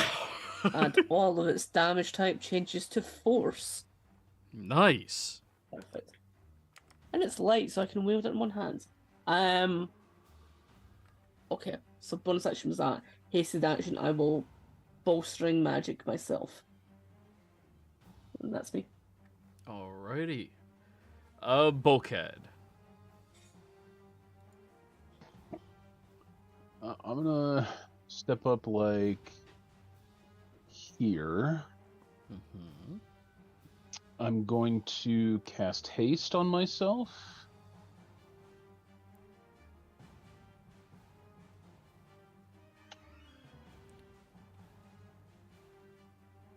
So I'm currently concentrating on that. I will use my bonus action to activate defensive field to give myself 20 temporary hit points.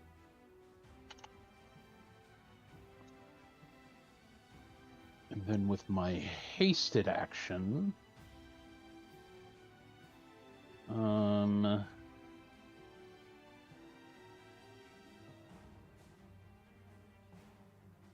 need to triple check that I can use this as an action, or if it's specifically a bonus action.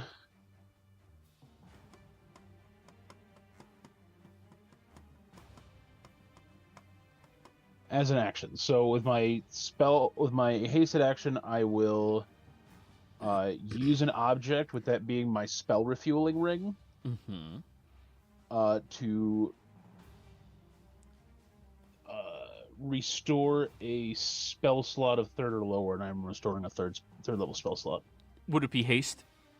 It would have been haste, yes. Yes, okay. All done? Yes. Owen. All right.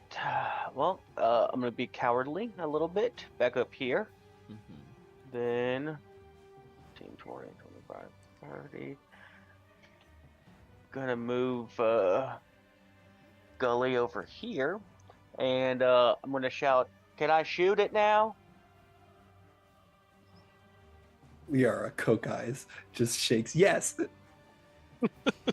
Yes. Okay. 29. 29. You shoot your bullet over towards this entity, and it seems to pass through it without disturbing its form whatsoever.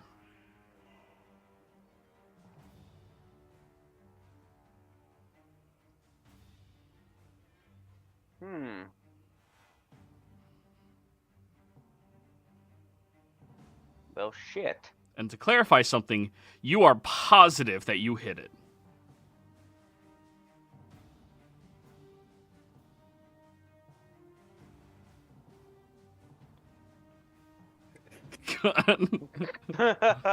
Resist this, sling. bitch. I do have a sling that I could do that with. Just get like a grenade launcher. Dunk. Oh, shit. Okay.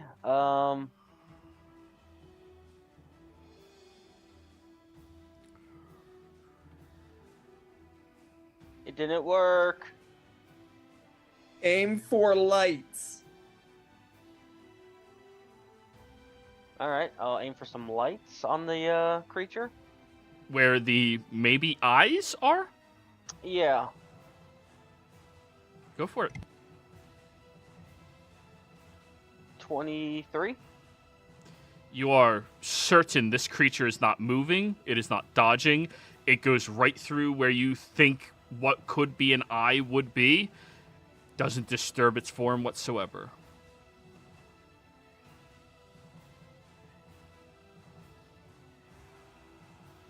Okay. Does anything look funky on it? You can use your next action to investigate if you would like. Or perceive.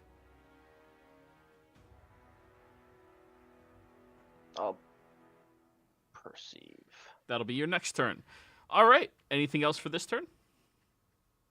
No. Alrighty. Lucian.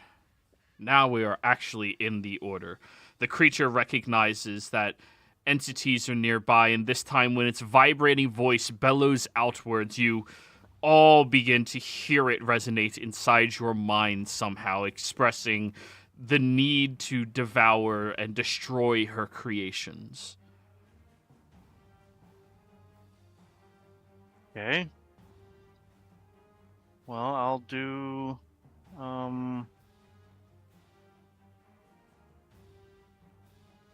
yeah, I'll do my bump. And my hasted action, I guess I will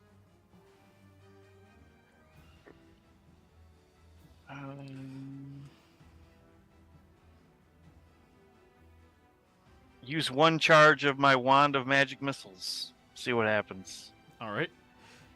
Yeah. I mean, How it's one many? shot. It's just one charge, so well, should have done 3 of those. All right. As each of the magic missiles go flying over towards the entity, they pass through its form without striking anything. And they keep circling around it.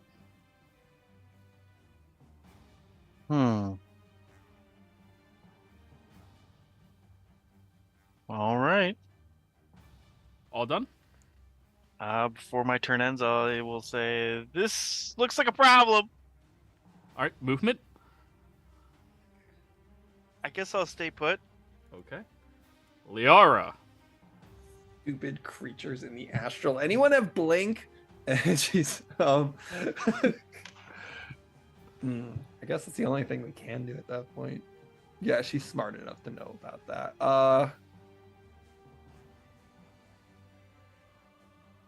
Fuck, I need true sight. Has Liara ever seen anything with true sight? I don't know. I don't know, I'm asking you. Yeah, I'm trying to think. Because, like, maybe the first death. What? We found the first thing that died. We took its clothes after it turned to ash. When we killed it, we used a movable object on it. At one point, it was like going through ice. It wasn't the dwarf. It was the first thing that died. I Right. literally have an object from it, like its ashes. Oh, think. I do. Yeah, you did. You've seen that dragon I summoned as Ebriel. Who? I don't know how to pronounce this. Kuadal? Coatl. The Oh, Quaddle. Quetzalcoatl? Ah, shit. True sight 120 feet. Yeah. Okay. Who feels most confident about fighting this thing? Gonna look at Gabby. I'm gonna turn Gabby into a Quaddle true polymorph. Jeez. Now, to clarify something, are you concentrating on haste or did you coke haste? She took coke. Okay. She did coke. Hey, it makes a difference. Alrighty, so is Gabby willing or not? You're the one piloting her, Lucian. Yeah, I think she was turned into something before once. I don't know what the stat block for a Coatl is. Oh shit, never mind. She's not stupid. She would use Blade of Disaster because that's an astral fucking blade. Let's go. We'll do this blink thing. Yeah. You guys are gonna see like a fucking hole in space open up as a giant fucking blade that looks like it can cut reality comes out. I'll put that in chat for you, Joey. The super Oh, yeah? spiritual weapon. Yeah. 9th level spell. Okay, guys. Now the goal is to not let Liara die, because this thing can cut through fucking planes. Wait, let me read this. Harmlessly pass through anything. It's the same material as this guy. We're gonna cut through it. Okay. So, you summon forth your Blade of Disaster? Yeah, and well, I guess I'll move closer to it so it's like right up near him. Then Liara's gonna run backwards. Do I have a? I'll just use Glacies as the Blade of Disaster. Fair enough. Fair enough. That's an interesting. Yeah, Liara's like, guys, I think I might be the only one that can hurt this thing at the moment. She's gonna fucking swing at it. That's your wrong voice. Oh yeah, I think this is the only thing that's gonna hurt it, guys. Oh fuck, I don't have a macro for it. Is it like a saving throw? What the fuck? It's It's a spell attack. Oh, it's spell attack. attack. Yeah. Yeah. If you rolled 18 or higher, it's a crit. Yep. And its base damage is 4d12, and its crit damage is It's a an crit. additional 8d12. That's not a crit. No, She rolled a it's 7. yeah. Yeah. Alrighty. And not the thought you slash said it was- damage. No, if the die is an 18 or higher. Your It's a claw is 19. only using your strength, not your Oh. intelligence. Well, the number on the D20, not the actual. Okay. Oh shit, yeah, you're right. Got confused. Yeah. My strength is my strength because Well, of the necklace is. It's as not before. strength that we are calculating with, it's your intelligence. It's the spell attack. Yeah, so it'd be a 20. It would be a 21 instead of a 19. I mean a 20 to hit. God, we were one off from a crit. Damn. So, as the Blade of Disaster appears in front of this entity and you strike with it, slicing in its area and form, you watch as there is a disperse of its form from where your blade had struck. And it turns into smoke and ash in piles across the ground. Holy shit. Okay, how much damage? Do you want me to roll damage for it, or is it just like fuck the thing up? No need to roll damage. It seems to disperse the shadows across the ground. Uh-oh. That was anticlimactic, or maybe We win! no. It's definitely where do you go when you blink? Because it's definitely there right now, and it's going to kill me.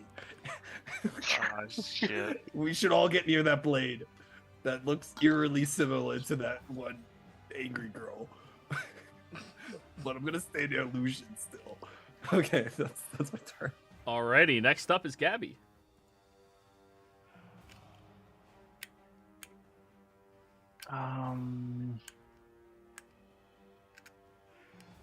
Well, she's concentrating on Bless. And this thing's all like shadows and stuff? You see that the form that it was in has now taken up shadows all across the landscape, piling around the area after it was struck by this blade. Oh, man.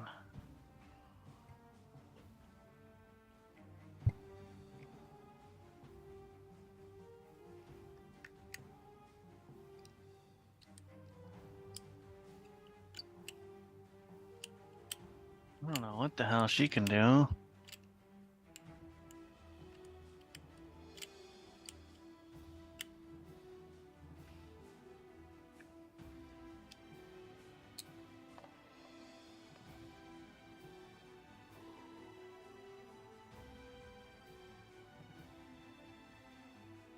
Well, if this thing likes shadows,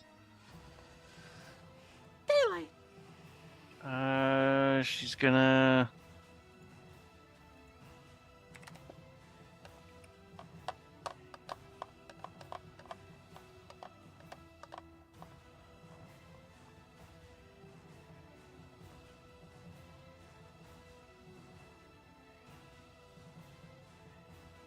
She's gonna cast Daylight right here. Right where? Right here. So it's just 60 feet from this point is just like bright light now, I guess. Straight from the Croton fight.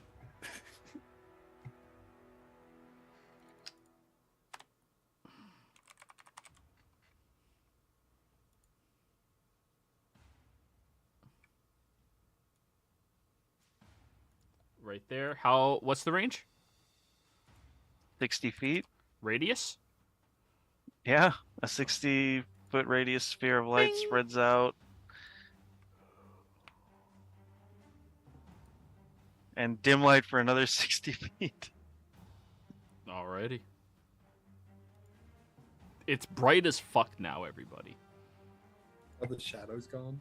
No, Shadows are not gone. shadows are not gone. It's not how shadows work. Someone hit the shadow. This is fantasy bullshit, okay? Magic. Yeah. Got it And out that's of- not concentration, it just lasts an hour. Yup. For 1 hour, it's gonna be bright as fuck there. Casimir's not gonna be happy about this. He's fed, he's not susceptible. I mean, yeah, he's not happy, but Not comfortable. and doesn't Gabby radiate a bunch of light too? Always. At all Yeah. times. Exactly. You just have no idea how much I put up for you. All this walking in daylight, it's never fun.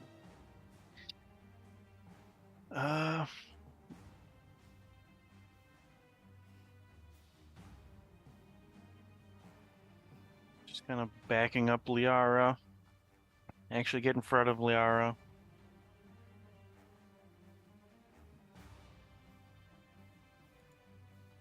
Oh, Gabby should be at max health. Yeah, that's that. Alright. Casimir. Haste action to activate Tremor Sense. Okay. to see if that'll end up picking up anything, and I'll actually run about in the smoke area and see if I pick up anything. Okay. You sense there is something inside of that smoky drift right around here that seems to be held together and there. Can I do an action to investigate it? Yes you can. I will do that. Go for it. I'll use game advantage on this. Of course.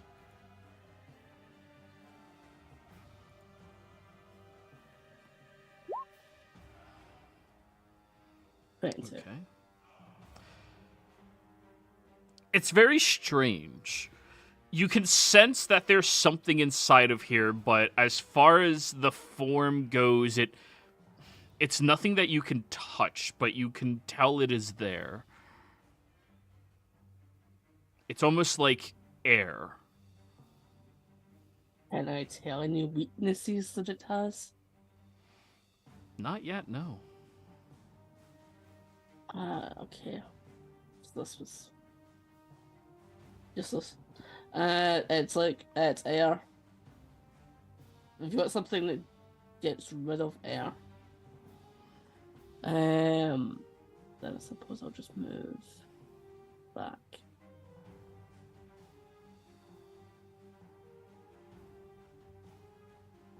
Actually, I'll just stay here. Why not? Alright. That's me. Bulkhead.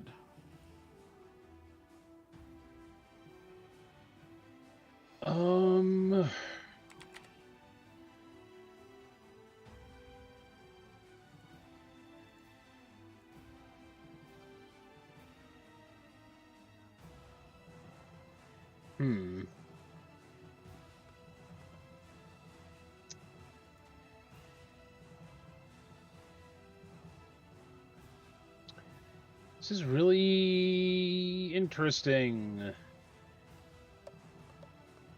I don't know what to do here. But I've got 60 feet of movement, which won't get me to the snowdrift, unfortunately. To investigate it myself.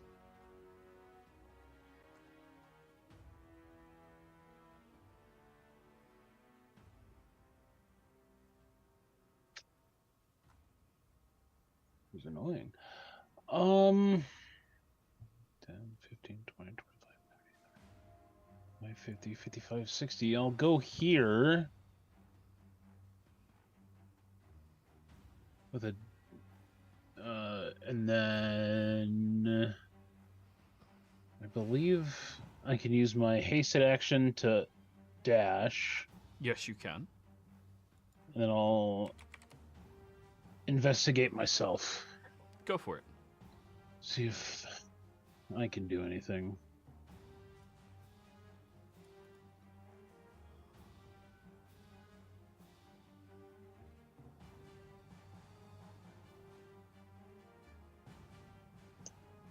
$22. We love 22, don't we? So, Bulkhead, as you are feeling around the area, it's much in the same manner as Casimir expressed. It feels like a different substance within the air itself that is floating, but what you discern is it will momentarily be capable of being struck as this air seems to be pulling the shadows back to reform itself. That blade seemed to be able to disrupt its form in a way that it has to pull itself back together. And in pulling itself back together, it will be susceptible to being hit. Yes. Like as it's As it collecting is itself. reforming, you will be capable of hitting it. Okay. It's going to reform itself out of these shadows. It'll be vulnerable while it's doing that. The blade can disrupt it, so when it's reforming is our window to hit it. Are the magic missiles still circling? Yes, they are. Okay. We know where it is at all times. I'll be done there. That's action, bonus action. Action, hasted action. I don't really have anything for bonus action. Alrighty. Owen. Alright.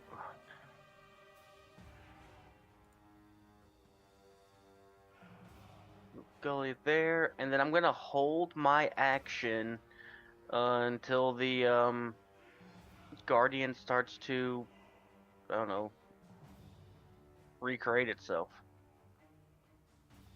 Alrighty then. So, as you are all standing there watching, it gets to move a little bit in this form. Right there.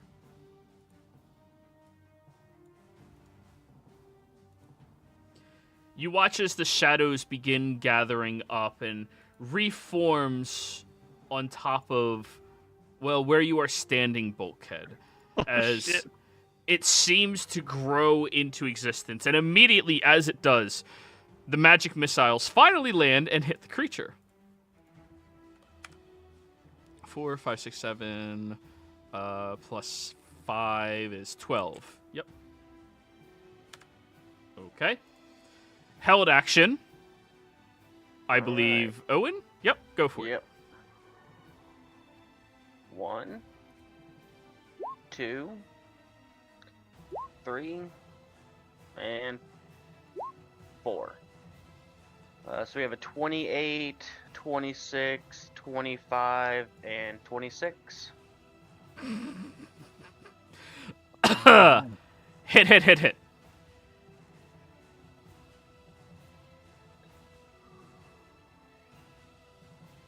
Alright, so... Yeah, let's get a fucking calculator. Yeah.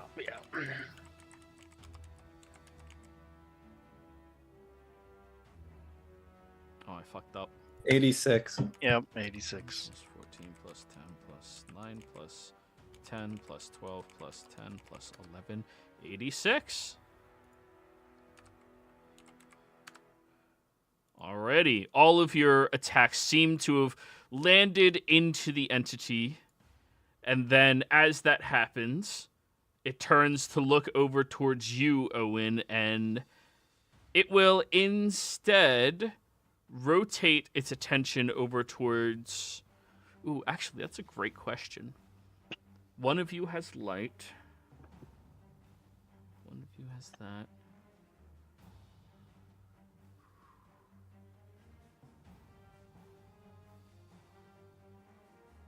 Yeah, it's not terribly intelligent. But I think... Bulkhead, you're the oldest one here, right? I'm definitely over 100. I'm still figuring out my backstory a little bit better, but yeah. Okay, Kaz, Think are you like way over 100? 296. So Casimir's gonna be the oldest then. Yeah, I was gonna say Lucian's like 162. Right. His physical age before vampirism was 145, if that matters. Is that in addition to the 200 and something? No. So, when he was 145 is when he was turned. Okay. So right now he's 296. So, Just in case that matters at all. as it reformed, it rotates around behind all of you, and you begin hearing the resonance of its voice through everything and everybody around you. As it stretches its arms through the sheet that it is and strikes out against you, Casimir, twice. Oh, wait a second. No, it reformed, therefore it can't move other than where it appeared. Never mind. Bulkhead, it has to attack you. It is going to claw. Miss. Miss. I swear to God, if this turns into one of these awesome bosses that doesn't roll above a fucking 5, I'm gonna kill something. Alrighty. That's it. Lucian, your go. Charge. So, is it still like susceptible, or did it already reform? It's already reformed. So you have to be holding your action for when it shows back up if you want to hit it? By the looks of it, or you saw your magic missiles regardless, even though it was delayed, still hit it. Yeah. That's magic missile. It's because I didn't know what else to do with my It hasted works. action. Oh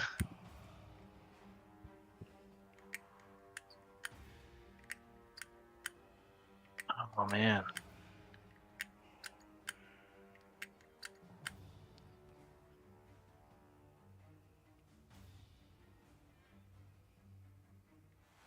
Yeah, I don't know what the hell I can do to this thing.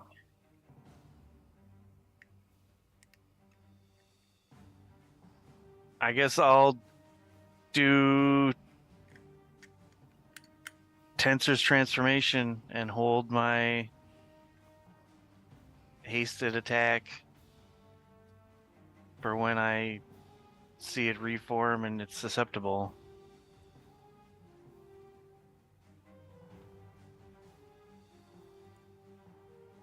Alrighty.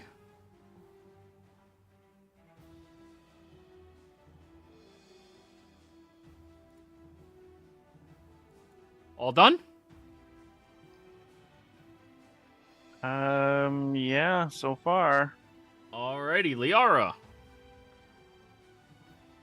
Round 2, guys. I'm just gonna keep hitting it with this thing, and she's gonna move the weapon with her bonus action. It's right here, and hit it. Yep. Let's see. I'll make a gift for it later, but this should be a public roll. 19 to hit. 19 will still hit the creature. It disperses yet again. Then she's gonna 5, 10, 15, 20, 25. How far away am I from this thing? Where it was. Okay. It should not be able to get close enough, I hope. How Blink's like We don't even know how far it goes. Yeah. I mean, she's just assuming it's like Blink. She thinks it's totally ethereal, this thing. That's the only reason. That's all her reasoning behind this. And she's gonna ready disintegrate for when it starts to form. Bold move, Cotton. Bold It's move. their only spell attack. Gabby.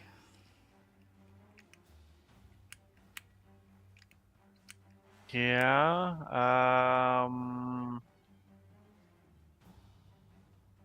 So I got Bless going.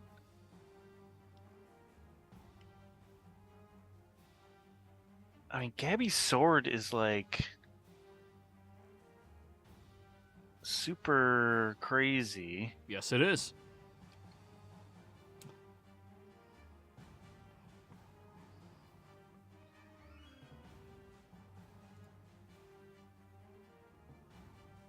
So I guess Gabby will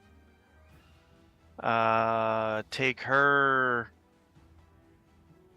bump as her action, and then she'll move up and hold her hasted action until this thing. So it disappeared somewhere around there. Last time it disappeared here and kind of formed there. So I guess she'll.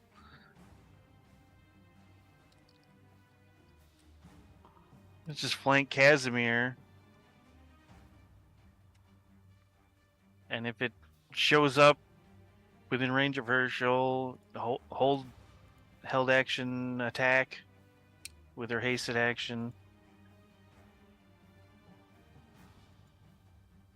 Alrighty, held action. Held action swing. Swing, swing, swing.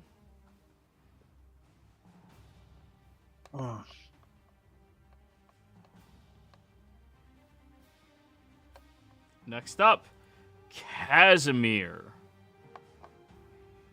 Not a whole lot I can exactly do. Bonus action, summon shadow.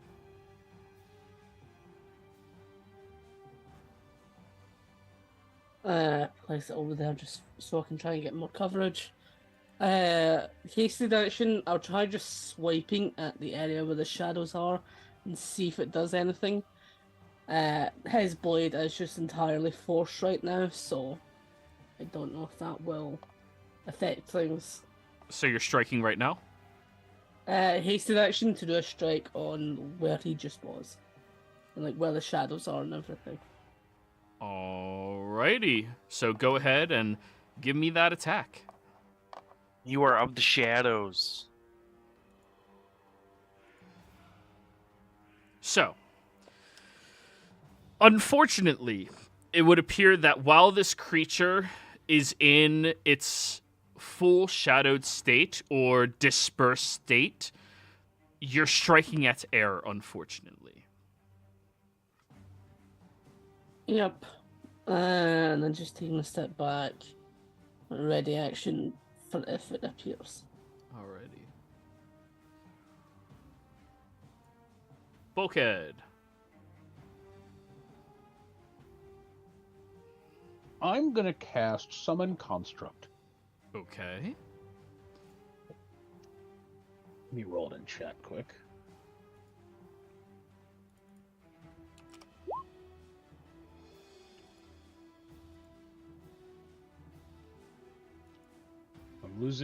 Doing this, I lose haste, which is fine. And then you're gonna lose your next turn. Yeah. Yep. But I'll command the stone construct. It looks just like a stone version of Bulkhead without armor on. It's just chibi Bulkhead. Yeah. Command it to hold its action for when it reforms to hit it. Alrighty. Owen. Alright. I'm gonna send Gully the Guppy over here. It's gonna hold its help action. And then I'm gonna hold my action. Alrighty. Now it's going to reappear. It gets to move 10 feet.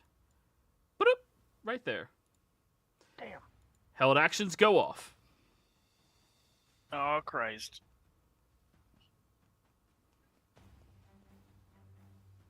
You wanna do it in order? Slowly getting closer. Yes, everybody go in order. So first one was Lucian. All right, so gets a shot with the howling short bow with advantage. Because it's my hasted action I held, so I don't get 2. Crit! Nice.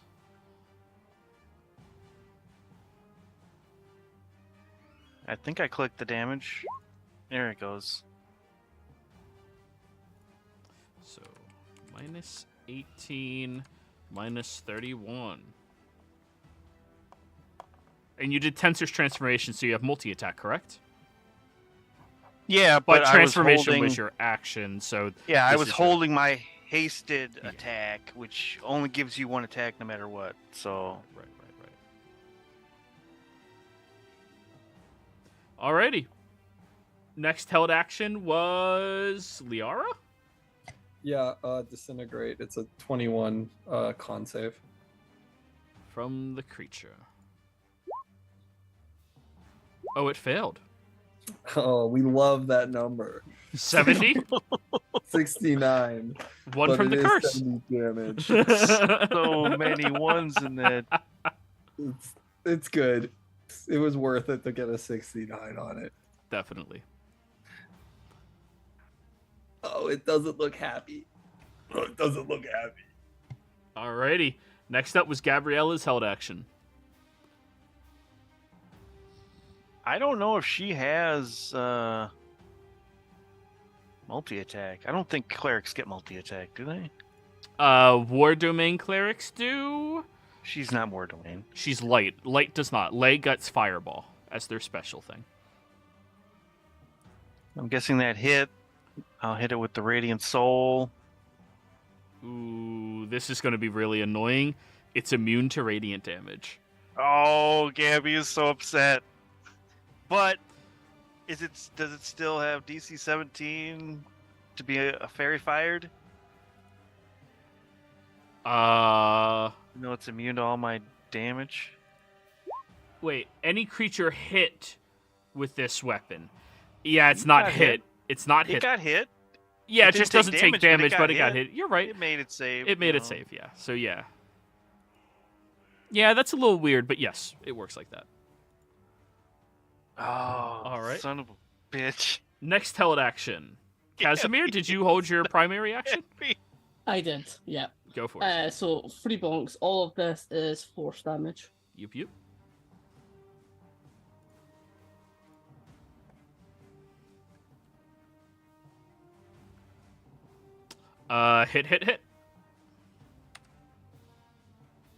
How much of that is radiant? Because we have to subtract that. None of it. All of it is force damage. Oh, then why does it say fire radiant? His rage. Because it was my rage effect that it transformed the weapon, that everything, all the damage it would deal would be force. 15, 26. Wild magic. Yes. 34.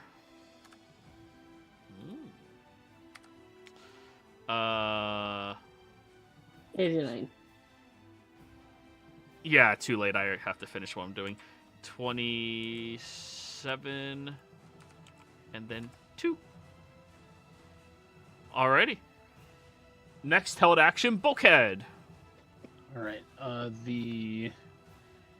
So the stone construct has an ability where when a creature, the construct can starts a turn within 10 feet of the construct can force it to make a wisdom save. It's not in the actions portion. Is this a reaction thing? It doesn't say that it's a reaction. What's the additional portion of it? What else? It says it has to make a wisdom save for what? Wisdom save throw against my spell save DC. On a failed save, the target can't use reactions and its speed is halved. Okay, It's so it called can't use reactions and its speed is halved. If it fails, it's wisdom save. Yeah. So it failed. No reaction and can't use its wisdom save. All right. And then it gets 2 slams. 33 to hit. And a nat 1. 33 does hit. So, D8 plus 8. Yep. For 10 bludgeoning damage. Does its attacks count as magical? It is a conjured creature. I would assume that that's up to you. No, there's specific conjured creatures that say its attacks count as magical.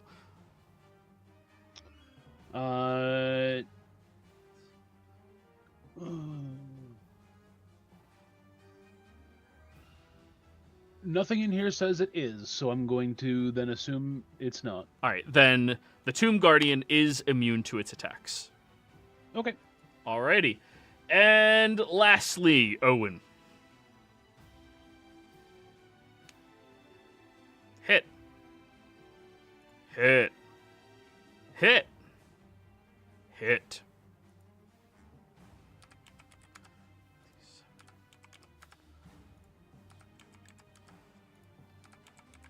Oh, it's looking pretty fucked up now. Was that all the held actions? Yeah. All right. Casimir. 19? Oh, wait. Did you reckless? I did, yeah. You did reckless. Okay, 35. Still hits. Alrighty. And 29. Still hits. As the claw strikes over top of you, you see it moves completely through your form, and then you feel a very strange sensation come over you where your body itself begins ripping itself apart where the claws had struck over top of you and begins leaving you asunder. I need you to give me a Constitution saving throw. Is this a magical? Oh no, I'm not in Lucian's order anyway, so it doesn't matter. No, but you're blessed. Or no, blessed doesn't. Blessed is saving saves? throws. Yep. Attacks Yeah. and saves. Con save DC 20. So 20 and then 22, which is a crit. 22 is a crit for you. God damn, that is so good. Then you succeed on a 22, apparently. Okay. Did the 20 fail? The 20 did fail. So I will indomitable that. go for it. So I can reroll. Yeah. That's another 22. 22. So that's another crit. God damn, you are so lucky. Nice. As you feel it blast your body with this tremendous force and energy, you look down at yourself and you have to hold yourself together as tightly as you possibly can as you feel this creature's literally trying to rip your entire essence and being to shreds. That is going to be 80 points of force damage per strike. Oh! So 160 points of force damage. And you succeeded against the additional effects.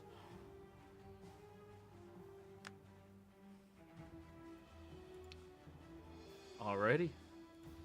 Next up, do you guys want to fast track this to held actions? Unless you want to experiment with something. You're welcome to experiment with something.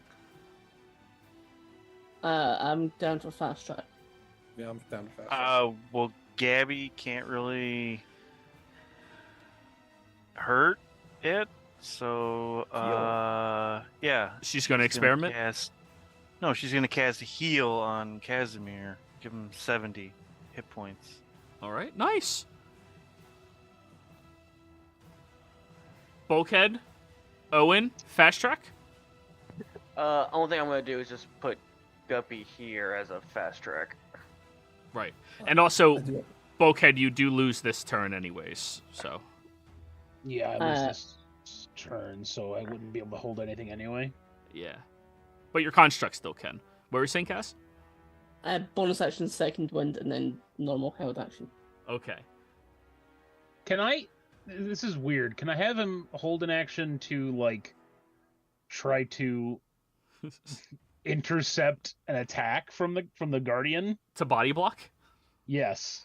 You can have it attempt to put itself over top of somebody as full cover. I'll have it block Gabby. Okay. So, held actions are called, everybody. Liara, it's very important that you hit with that weapon. Yeah, we gotta hit with this thing. We're hoping for a crit, guys. Mm-hmm. She's not been rolling well with this weapon, let me tell you. 20 again. Wow, we It hits. It hits. That's all Yeah. you need. You need to hit. And she's gonna move back like 10 feet because she knows it's starting to move towards her. Yeah. And ready to actually I don't want to disintegrate this fucking thing, so but So- what can I do? Oh, Kaz, one other thing I have to let you know about.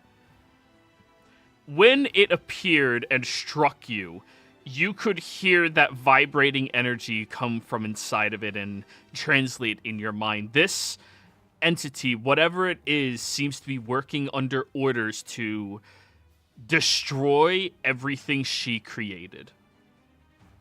Mm-hmm. Yeah, I can't do anything else unless I can ready the blade to keep hitting it, but I don't think that would do damage. You can only so- hold actions, not bonus actions. Yeah, I guess disintegrate again. Okay. So, top of the order. Everybody's helds go off. It reappears exactly where it was standing before. It found its prey. It wants Casimir. Go ahead. Held actions go off. Lucian.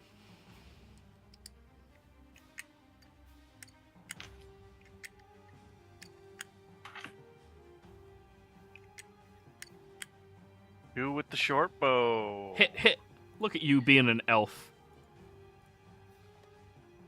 Back to my roots. 25. Alrighty. Next held action. Liara. Con save, right? Yep. Let me see if I can. Ooh, it succeeds. Oh God, yeah, nothing happens then. We love 22, right? Yep. Alrighty. It Gabby. doesn't- Yeah? Disintegrate's not half damage on a save. Oh, its savers suck, man. Yeah, but its saver sucks. It hurts a lot. I'm gonna make it fail.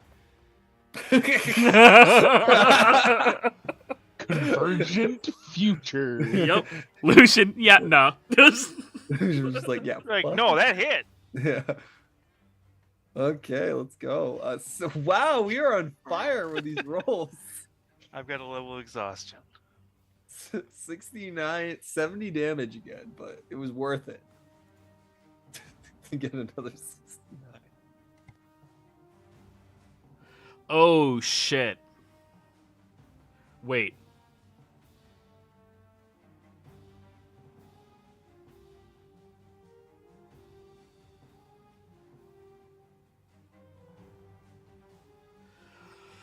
I am so sorry for this, Lucian.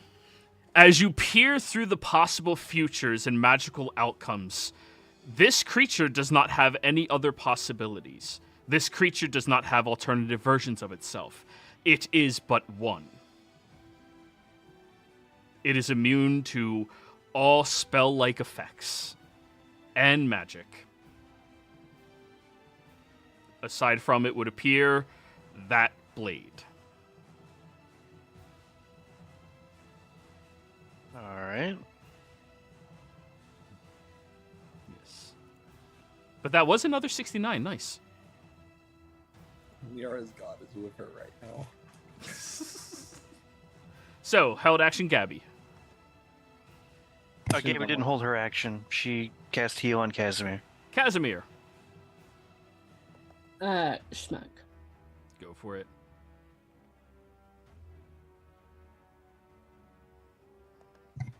Looking for 22s. All right.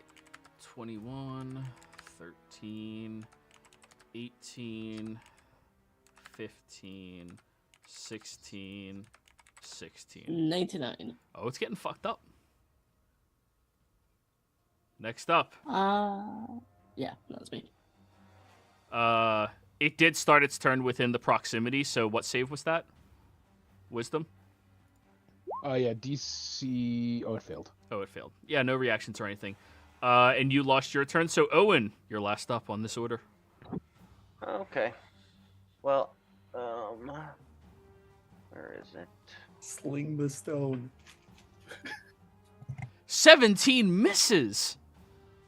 I Ah, re-roll it. Yes. Or wait. Does it use my reaction to use Conversion Future? You Yes. attempted to It use the does. ability, All right, yes. So then never Yeah. mind. I have to use my reaction to let you re-roll it. All right. that's okay. I'm It's still alright. doing like 60 freaking damage or something. Even so, man, every little bit. I'm like, kill this motherfucker All right. while it's So- way over there. As your third shot goes off, you Joey, hold on 1 second. Is Guppy within helping 5 distance? feet, it would have been advantage. So 28 was the first attack. Give me one more attack roll. 2 more attack rolls. One more. It gives you help action on the first attack, not all of your attacks. Oh, I thought it was all my attacks. Nah, Oh, it's shit. yeah, the next. It's a good thing you missed the Alright. first one. Yeah. All right, so all of them hit. So, As the creature reforms as it is, getting ready to claw and try to disrupt the flow of Casimir's essence and being, your shots go piercing through it, and you see as it is trying to tie itself together, there's this tiny little spark inside of it, Owen, that people have been swiping and attacking at as best as they can, and as you hit that spark, I need all of you to give me Constitution saving throws as the entire area begins humming and spinning with energy from this creature's essence. Kaz, you are successful with a 23. Keep in mind you do have a D4. Or spell-like effect? Spell-like effect. All right. Oh, I got advantage too. Oh, fuck. I took a step Weird. forward. Owen's out. I'm gonna use Indomitable Good and thing I got reroll that. advantage. Go for it. So Kaz is successful. Bulkhead is successful. Owen, Yeah. 24 is just barely a success. Thank goodness. Lucian failed. I failed. As all of you hear this screeching of this entity pulsing out all around you, Lucian, your mind seems to get tapped into by this entity.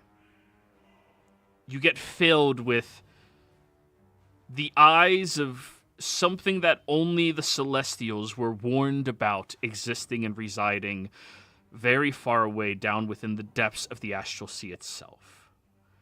You can see the connection of the wandering eye of the infinite hunger, the thing that chooses to consume everything, no matter what, as its only purpose. You are looked at upon by Exium, and it sees you. Crap. And as this creature is shot with that final bullet, Owen, you watch as it disperses from that area, and the shadows go fleeing to the far corners of this open landscape. And that essence that you had shot had followed one of those off into the distance. It's going to take longer to respawn into its shadow itself, but you seem to have disrupted it, at least for now. Oh, Well, shit. let's be as quick as possible. Oh god, this coke is awesome in this body though, but I hate it. Wrong voice. You're right. So, everybody, you look over at Casimir, and the strikes upon his chest look like it was sheer willpower, the only thing that held his body together. You can see the rippling portions of his muscles and skin and everything else layered on top of one another as it is holding there, barely holding on at all. Owen, you don't know how long it's going to be, but this thing is going to come back. Yeah, we need to be quick. Whatever we're going to do. Good So thing we're did its on essence- coke.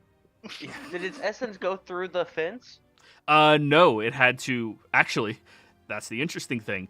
Every single point that you could see where those rods, where those pillars are, the stones, it ricocheted between them, extending as far as it possibly could, dispersing as far as it could. Fuck, if we broke the fence, it would have left. I don't know if that's right.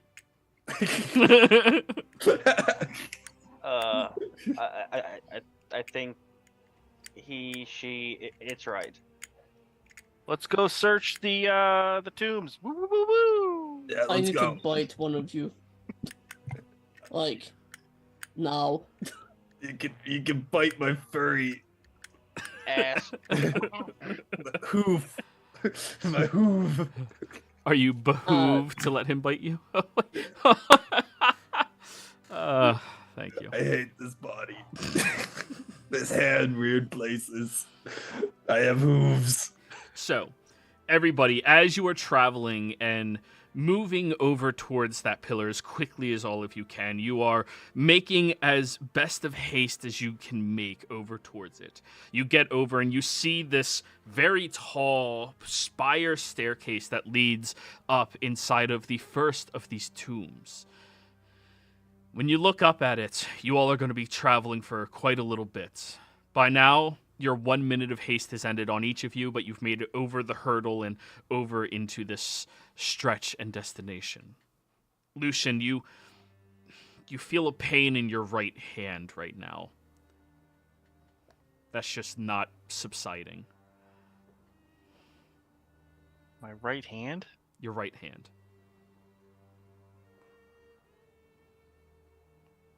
Okay.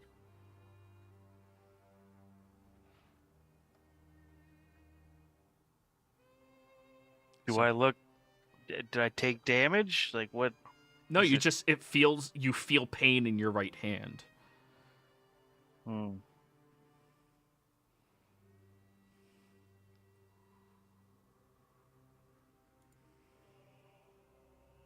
Are you gonna look at it? Well, I assumed I did. I looked to see if I I'm was not damaged. assuming anything. You're I was like, am I okay. damaged? Like, yeah, I'm Okay, looking at it. okay. As you look down at it, right across your palm, you can see the beginnings of a eyelid forming in the crease of your palm itself. When you close it all the way, you can feel that you put a little bit of tension on it that almost feels like it's squinting as you do that, and when you release it, remains in its closed form. On my hand. Yep. It's your skin that forms the eyelid.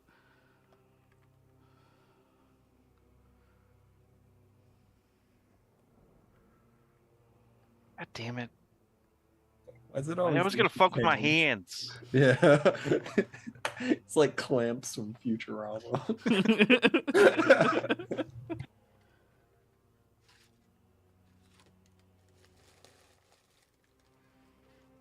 So, you all climbing?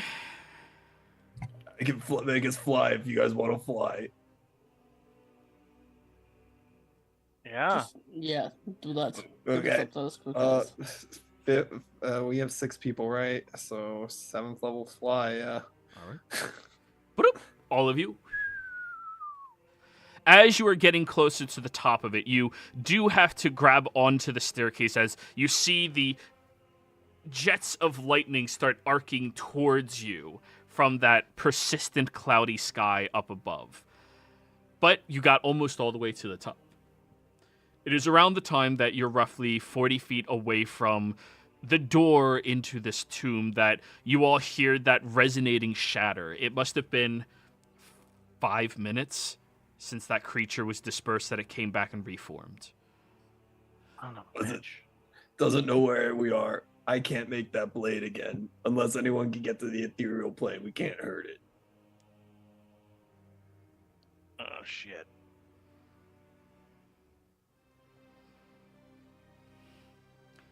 So, 5 minutes. took it 5 minutes to reform. Oh, sorry, no. It- Travel time, 10 minutes. Let's get in the tombs. Maybe it can't go inside. I can do that trick I was telling you guys about with the. You think it can move through objects? It's ethereal. Yeah, I can. Never mind. I'm stupid. So, you all get up to the top, and you see where this very large looking box is that you are trying to enter inside. It's roughly about 100 or so feet tall and maybe 40 feet wide, and the first thing you notice as you've made it up this spiral staircase built into the pillar that this stands upon is that the outside of the door has another one of those pentagonal shapes imbued into the side of it on either side of the door. And further around on the outsides, there's more, and you can make the assumption it circles all the way around this. It can't get inside. We're safe enough. And from up here, before we get into this tower, there are bridges, or do the bridges extend from the tower? From the tower itself into both Alright, directions. So, Is there like a keyhole or something on the door, or how does it work? there's no handle, there's no keyhole, there's just some gibberish writing in front of your face. I'm casting pass wall, guys. I'm just opening it. It's not made of like ice. This tower, right? It's So made of you're pushing stone. it? You're pushing it? No, I'm using pass wall. What is You know, Liara is broken when it comes to anything stone or wood. Or... It is actually a stone surface. So yeah, you just pass through. Everyone in. I told you I could No. have give us that stone. For those of you that actually speak Celestial, it said on the outside, speak that which you love the most. And then you just pass wall through. Magic. So, peering on the inside of this large tomb that you are in, you can see that there are shards and chunks of ice plastered along the walls, arcing and spiraling all the way up to the ceiling, where there's one large chunk imbued into the ceiling that has spikes sitting all the way through it with chains wrapped around holding it there. When you peer up into it, it appears to be some type of small creature. Its history kept a secret within these chambers and walls itself. You look around and imbued into one of these very, very large chunks of ice, there appears to be a tome. Its black leather binding makes you all believe that it's handcrafted in nature, but when you look at it for a little bit too long, it almost seems scaled, and then it seems smooth, and then scale again, where its form is a bit more amorphic. You see that there is what would be a page marker sleeping all the way through at the bottom of it that is red and almost fluffy in nature. Is it in the ice or is it like, In just the out? ice. Kaz, can you break this? Would I be able to cast Identify through the ice? No, you have to touch an object to identify it. Touch the thing, okay. You can identify the ice, but you know that touching the ice, you're gonna see the story. And the book is closed, or is it open to a page? The book is shut, but its page is marked with that red, fluffy bookmark. Alright, I'll touch the ice. Okay. So, what you see, Casimir, starts as a nice little jolly story. You see a young man born to a predominant family, halfling, in fact. And his family seems to be advisors to very noble and important individuals within their community. This young man, however, has a passion that stretches beyond all of that. His passion seems to go, well, towards the individuals instead of the community that they have to commit to. He seems to want to help the small folk, any of them in town, not just the rich become richer. And interestingly enough, as you see that individual, you see a different one, very far away, with a completely different circumstance. Born in an identical time, it's another halfling. But this one, however, appears to be born into a coven. These mages all seem to be fanatical in nature. They worship some foreign entity that none of them understand, and they want to forsake the, well, nature of the god above them all, believing that she's the one stopping them from pursuing true life, pursuing the arts, pursuing anything they want. They want to fly. They want to know what is beyond their world, but she won't allow anybody to do that. Though she is granting all of these individuals whatever type of life they want. He's not allowed, neither is his coven, to fly, nor is any creature, and they believe that she's hiding something from them, as they all listen to the Whispering Ones. Now, the two of them have very thematically different, but situationally similar lives. Both of them raised by advisors to the respective courts of their communities. Both of them growing uneasy with the nature and complacency that everybody else seems to have. The first one seems to want to go out and learn how to play music, not become an advisor like his father. The other one wants to go and explore the realms, discover what the magic actually is, and find a way to reach further than the skies. But one night, while the Coven boy was out pursuing what they believed was a new creation of this goddess that they wanted to dissect, experiment on, see what it was, the other one was out with his father on an advisory mission. And while he was inside of a tavern, they both seemed to cross paths, both in the exact same tavern. The first one is paying sole attention to the music being played, this beautiful violin that is being played by this very lovely-looking orcish woman, and he seems to become infatuated with the violin. He loves the way it sounds, loves the way the music makes him feel and the passion that it brings inside of him, and he begins to want to pursue that above anything else. The other one, however, is off in the corner, skulking, waiting with his parents. Both of them notice that this new foreign entity comes in, and people call them elves. I need a perception check from you, Casimir.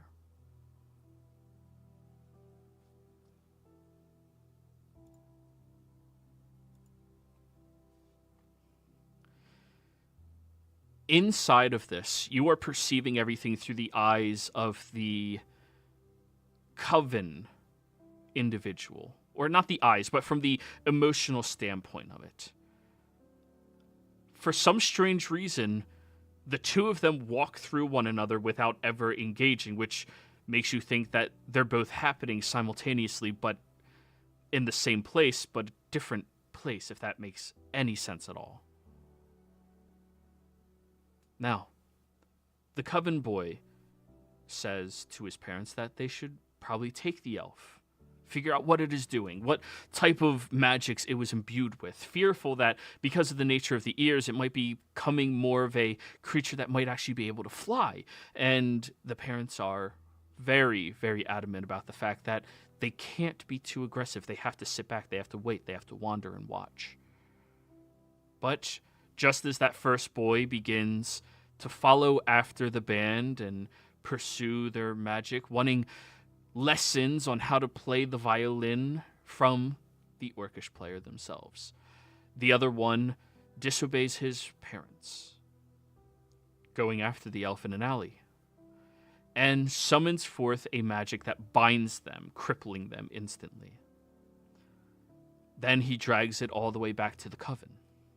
When his parents get back, terrified that he was nowhere to be seen, they realize that he had gone against their wishes, and they asked for him to be removed from the Coven itself. His world was shattered instantly as he thought, for some reason, that the people who birthed him would at minimum love him, even though nothing about this Coven suggested any form of love. Casimir, in all your life, you've experienced love in numerous ways, but everything about his upbringing was systematic. There was no love. And in that moment, he was infuriated, and he heard the Whisper Ones speak to him. And then he pulls out a dagger, slits the elf's throat, And when he grabs onto the blood, he pulls his hand out, and fire has formed onto his palm, and everybody is astounded. As he throws out, which you can tell is a fireball, everyone else is terrified. No idea what this is, what this magic possibly could be. Their first time ever experiencing it. As he disintegrates first his parents, and people begin running over with their blades, their weapons, and their rudimentary magics at best, trying to stop him, and he just bathes in the blood of this elf, throwing it as best as he can, and summoning forth this magic from this destructive entity within his mind, disintegrating everybody within the coven until there is no more. And that is the first stone in this room, Casimir. The entire time that he was doing this, you watch as the other boy had also run away from home, his responsibilities, joining up with this band of minstrels in order to start pursuing a better life, finding a new purpose within himself, listening to the beautiful cascades of music and starting to learn its ways. Whereas one had discovered there was no existence of love, the other one had found their own love in this life. The two of them look identical. One has this slightly curly, wavy blonde hair, and the other one's hair was blackened and smooth. But both of them looked exactly the same.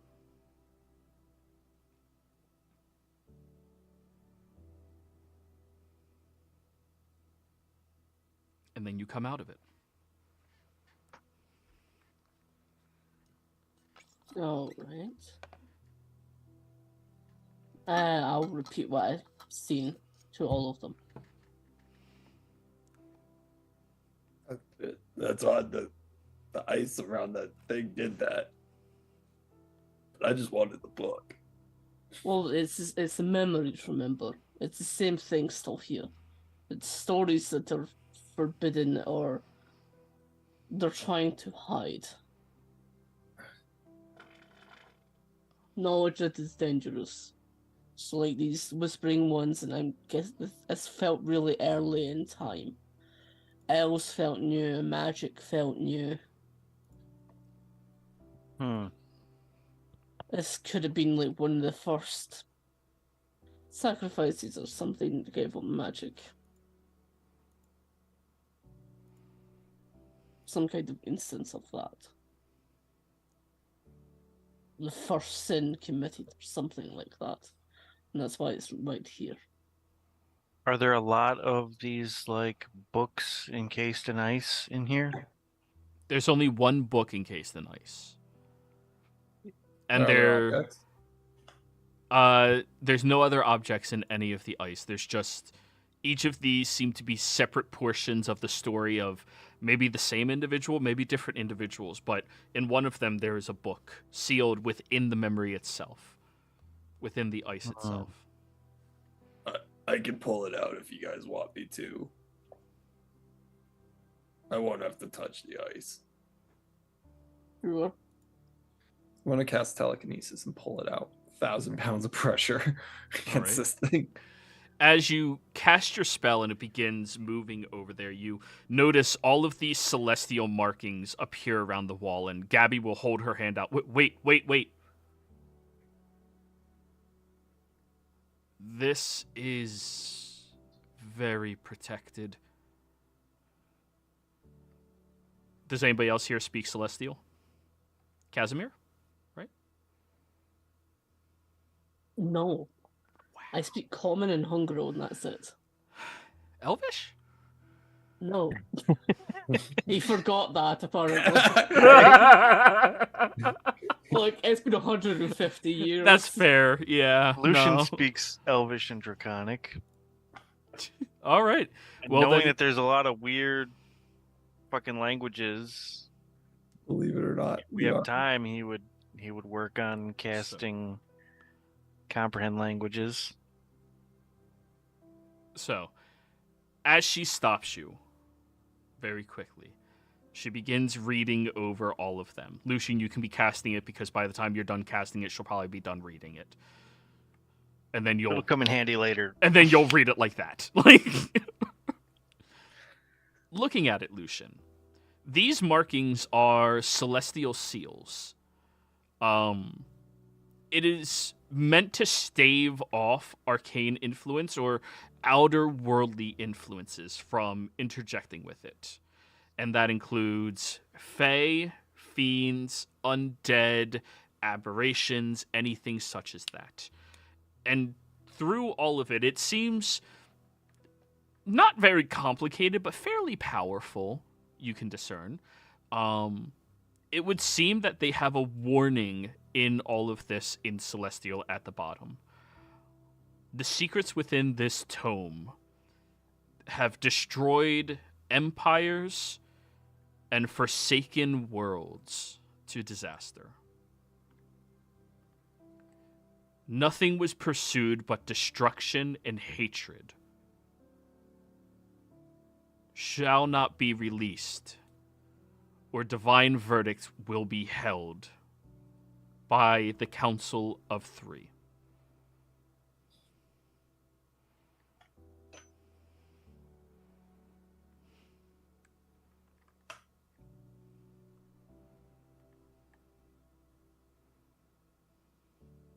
All right. Well, I guess we should leave the book here.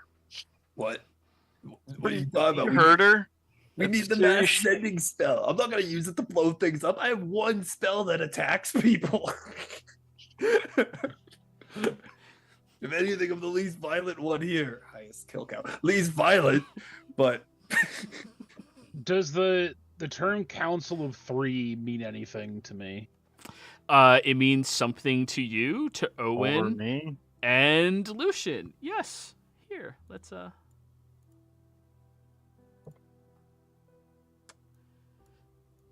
The Council of Three are the first three gods ever created: Alurajin, Irene, and Fendrick. Irene representing life, fertility, growth. Alurajin representing emotion, strength, and waters. And Fendrick representing what is now known as death. So it's Fendrick, Alurajim, and Irene. what was the third? Irene. Can you not see their names on this? No, Not not. all You of can only see one of them. In terms of the three, at least I can only see Alurajim, not Fendrick or Irene. Yeah. Yep.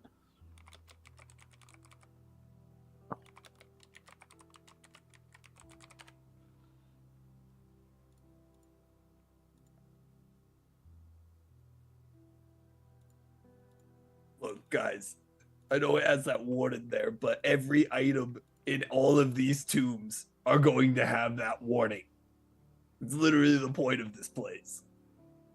So maybe we should find something that we're sure we want to take whatever challenge it is they're proposing. Look, that's a spell book. You don't need to be a genius to tell that. I No, but want you- a mass sending spell. We can check the other ones, but I mean, do you want to risk being?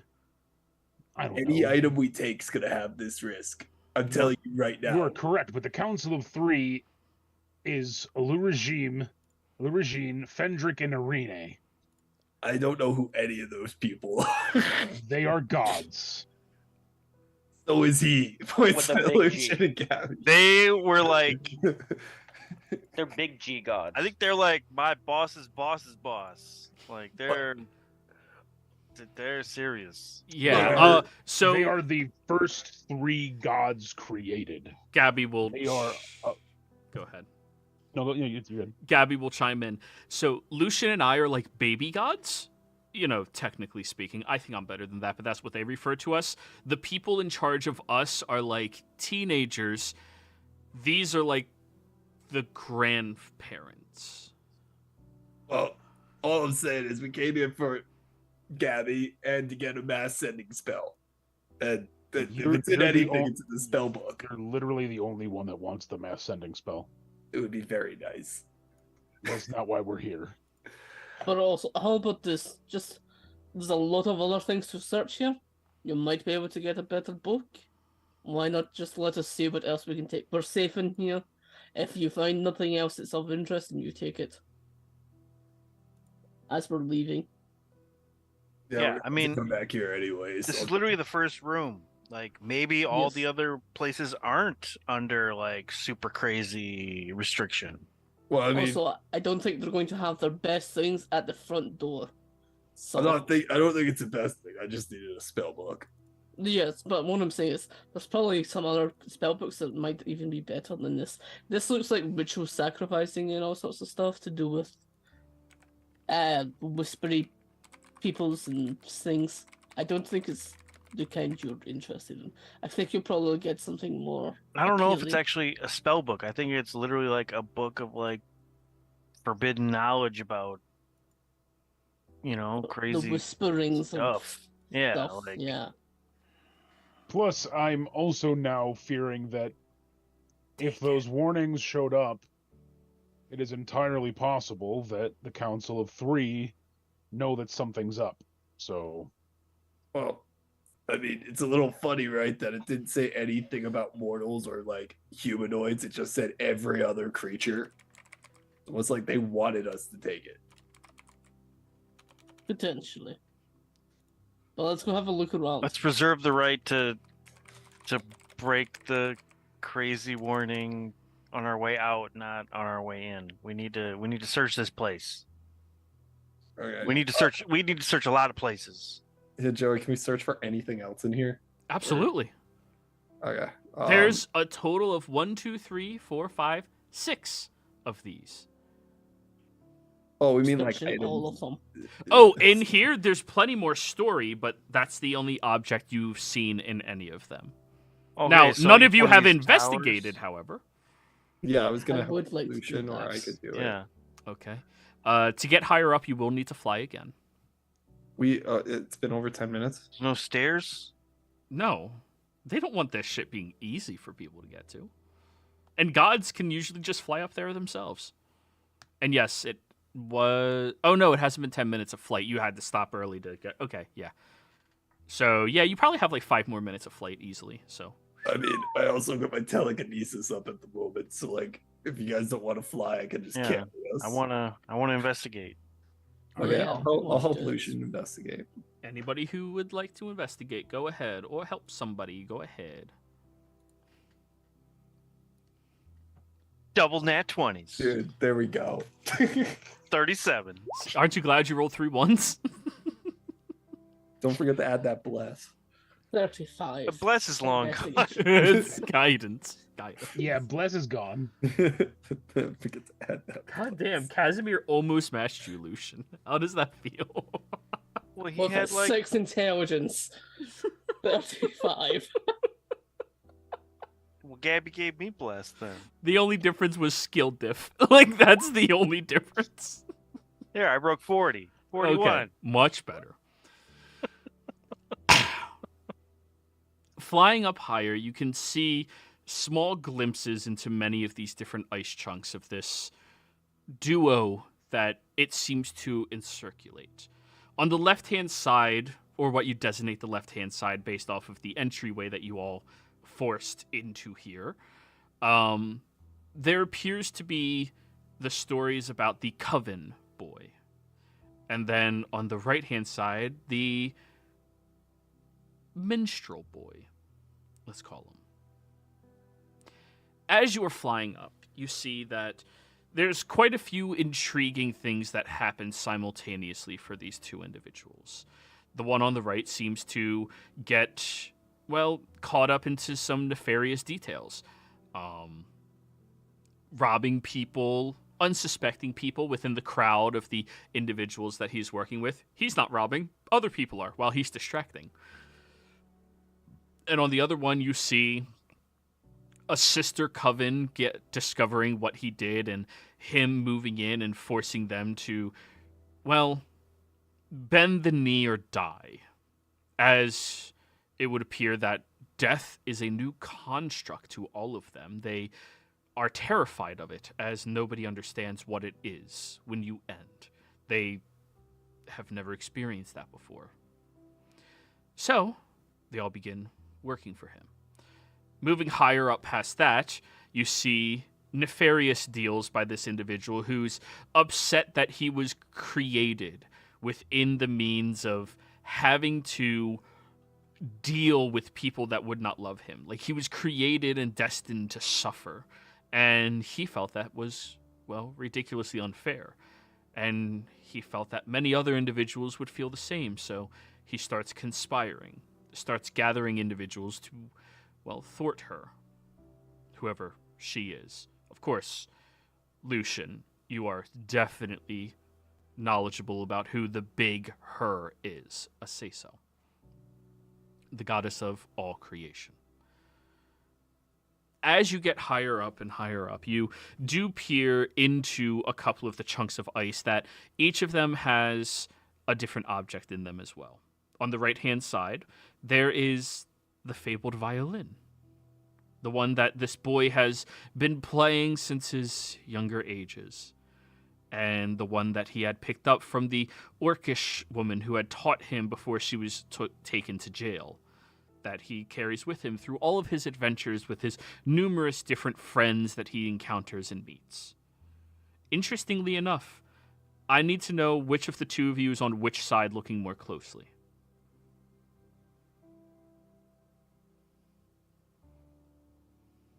Do you want to just roll a d2? Unless either of you had a preference. D2, go for it. Yeah. Who's one? Left is 1, right is 2. Roll. Lucian. Lucian can be 1. What? No, left is 1, right is 2. All right, Casimir, Okay. You're the right-hand side with the good kid. So you see that violin in there, and Casimir, are you a big music fan as a character? He's inclined, but he can't play it himself. Okay. He does enjoy it, yes. It's a beautiful looking violin. Very nice looking wood was used to craft it. The strings on it seem to be missing, but it is frozen inside of ice. It seems to have etched details across it that would presumably make it much more lovely to listen to. And when you get closer to it, you see that there's another celestial warning, which, of course, Lucian can read off to you after he notices what he notices. Lucian, on your side, flying up higher and higher through all of this, you see that there appears to be a rope. But when you look more closely at it, it's not just a typical rope. It's intestines that have been dried out and extended, and magic has been imbued into the ropes themselves. And when you push up against the barrier, you see a very disturbing warning. The rope from the first ever creation, or the first ever creature born of fiendish origin and mortal origin. With a splash of divine touch from its mother's side. This rope was utilized in the strangulation of the first human and led to the death of every other human on its home realm.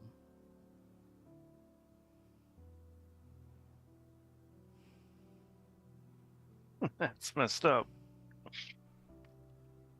Now, when you look over at Casimir's, the label that appears, the instrument too beautiful to be heard or played by a lesser creature. Any corruption of the heart for the wielder of this could utilize it to sway thousands to serve them, topple governments, and force kingship upon themselves or anybody else they wished, only to be played by the true good of heart, who would use it to uplift and invigorate others. The strings were made by the first unicorn, hairs.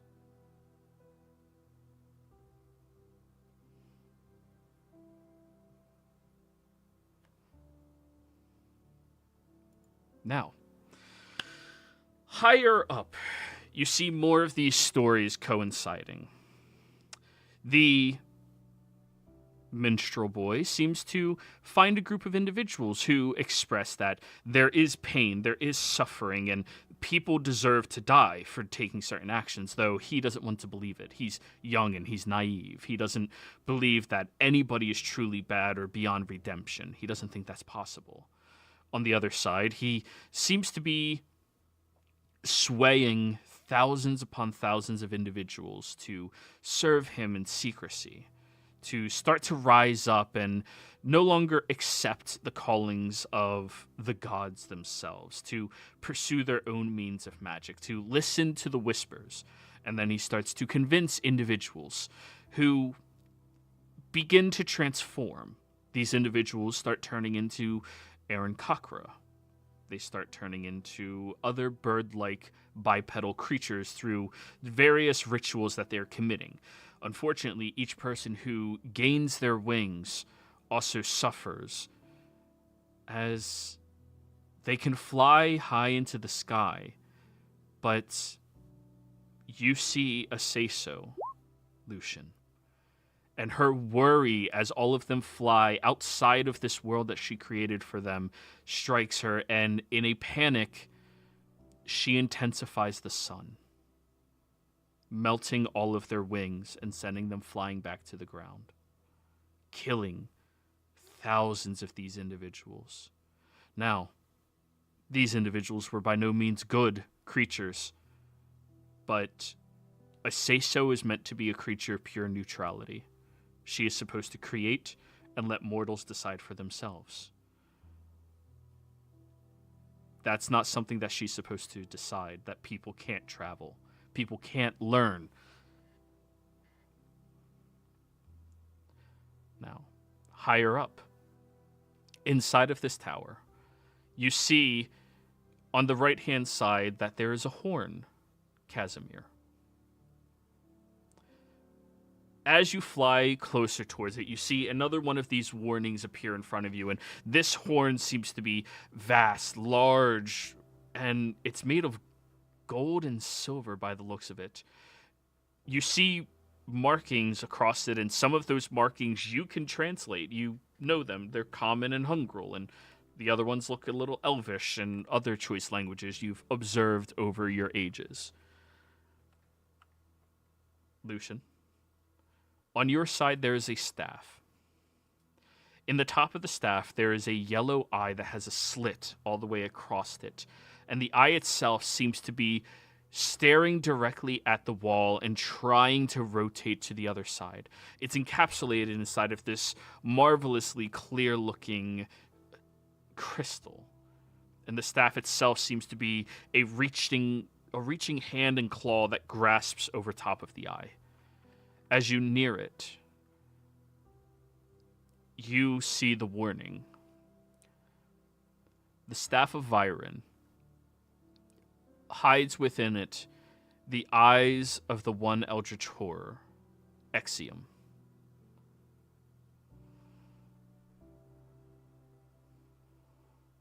Now, on the other side,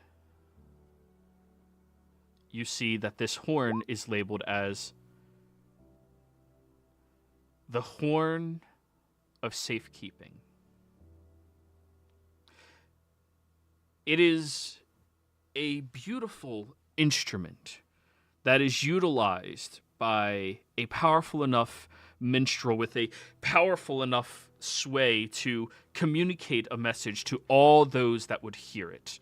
As he blows into the horn, or she, it would resonate so loudly and powerfully that an entire continent could hear it at once. And by the looks of it, it seems to be arcanely, well, imbued with a lot of intricate markings in every written language ever.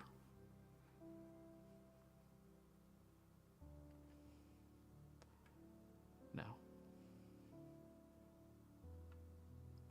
It is around this mark as you are looking carefully at everything, making sure you don't miss anything that I believe... Oh, wait, you did telekinesis, right? How long's that up for? 10 minutes? 10 minutes, yeah, we can keep flying. Okay, they have As 5 long as more we minutes don't then. weigh over 1,000 pounds. Collectively between the two of them? No. So. There's only one more tier of these memories. And the one on the right side that Casimir's on ends a bit more shortly than the one on the left. The one on the left, he becomes a tyrant. He ends up taking over his world and utilizing the intestines of some otherworldly creature that was born into existence and used that to massacre every single human in the entire realm. It seemed to connect to the first one that ever lived, and because it was the first and they died by it, all of those that were born or created after it matched. It was at this point that he felt he was all powerful. But then, divine intervention came in.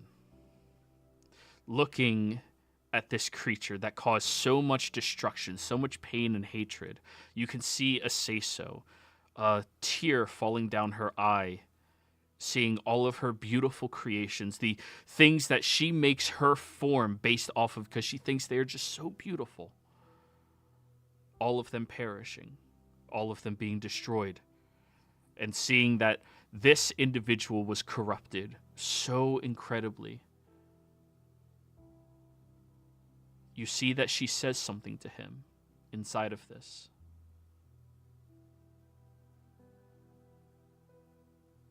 And then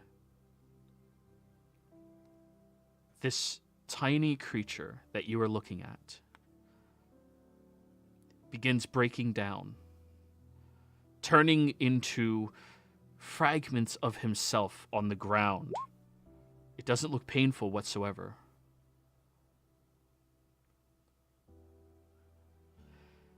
And then begins to reform, taller, more slender, human in nature. Her punishment to him, as she is a goddess of creation, she cannot destroy anything, was to transform him into the one thing he hated, the image that he despised, into a human. And to force him to, well, live like that for the rest of his ages.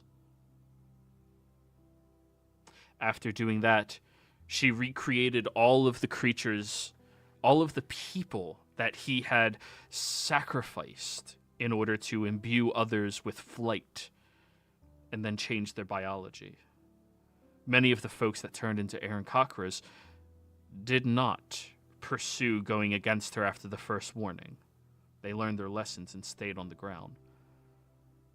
But every other creature, all of them had to abide by a new law that only specific birds are allowed to fly, and none of them were allowed to come close to touching the edge of the sky, or they would burn and be destroyed.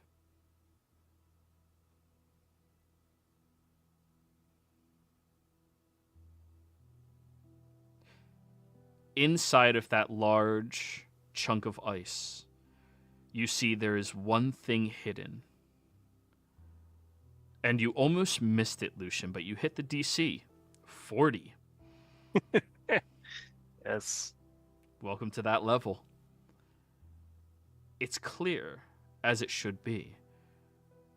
But as you get closer to it and place your hand on the ice to look closer, you see, glistening just as it did inside of that little image, Aseso's tear.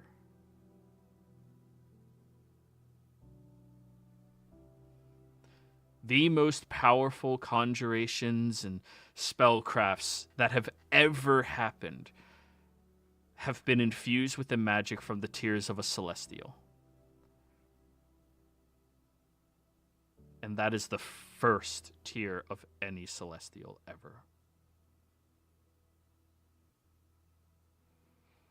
Are there like warnings around it and stuff? Oh, it's hidden because it's nearly impossible to see. Well, yeah, but like, are there like warnings No warnings. against taking it? No, because if that was advertised, someone would fucking take it. The warning is you need a DC 40 investigation or perception check to see it. Oh, Liara, she can pull it out for you.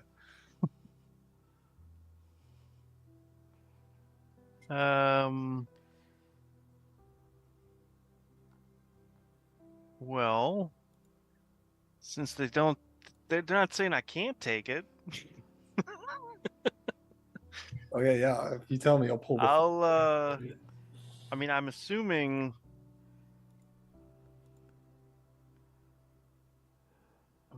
So it's just in like a block, or it's hidden somewhere, or It's inside the chunk of ice, the last one on the ceiling. You would have to destroy that memory to get to it.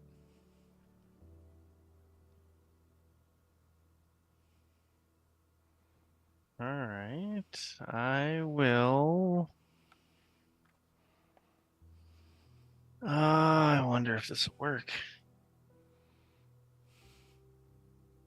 I'm going to.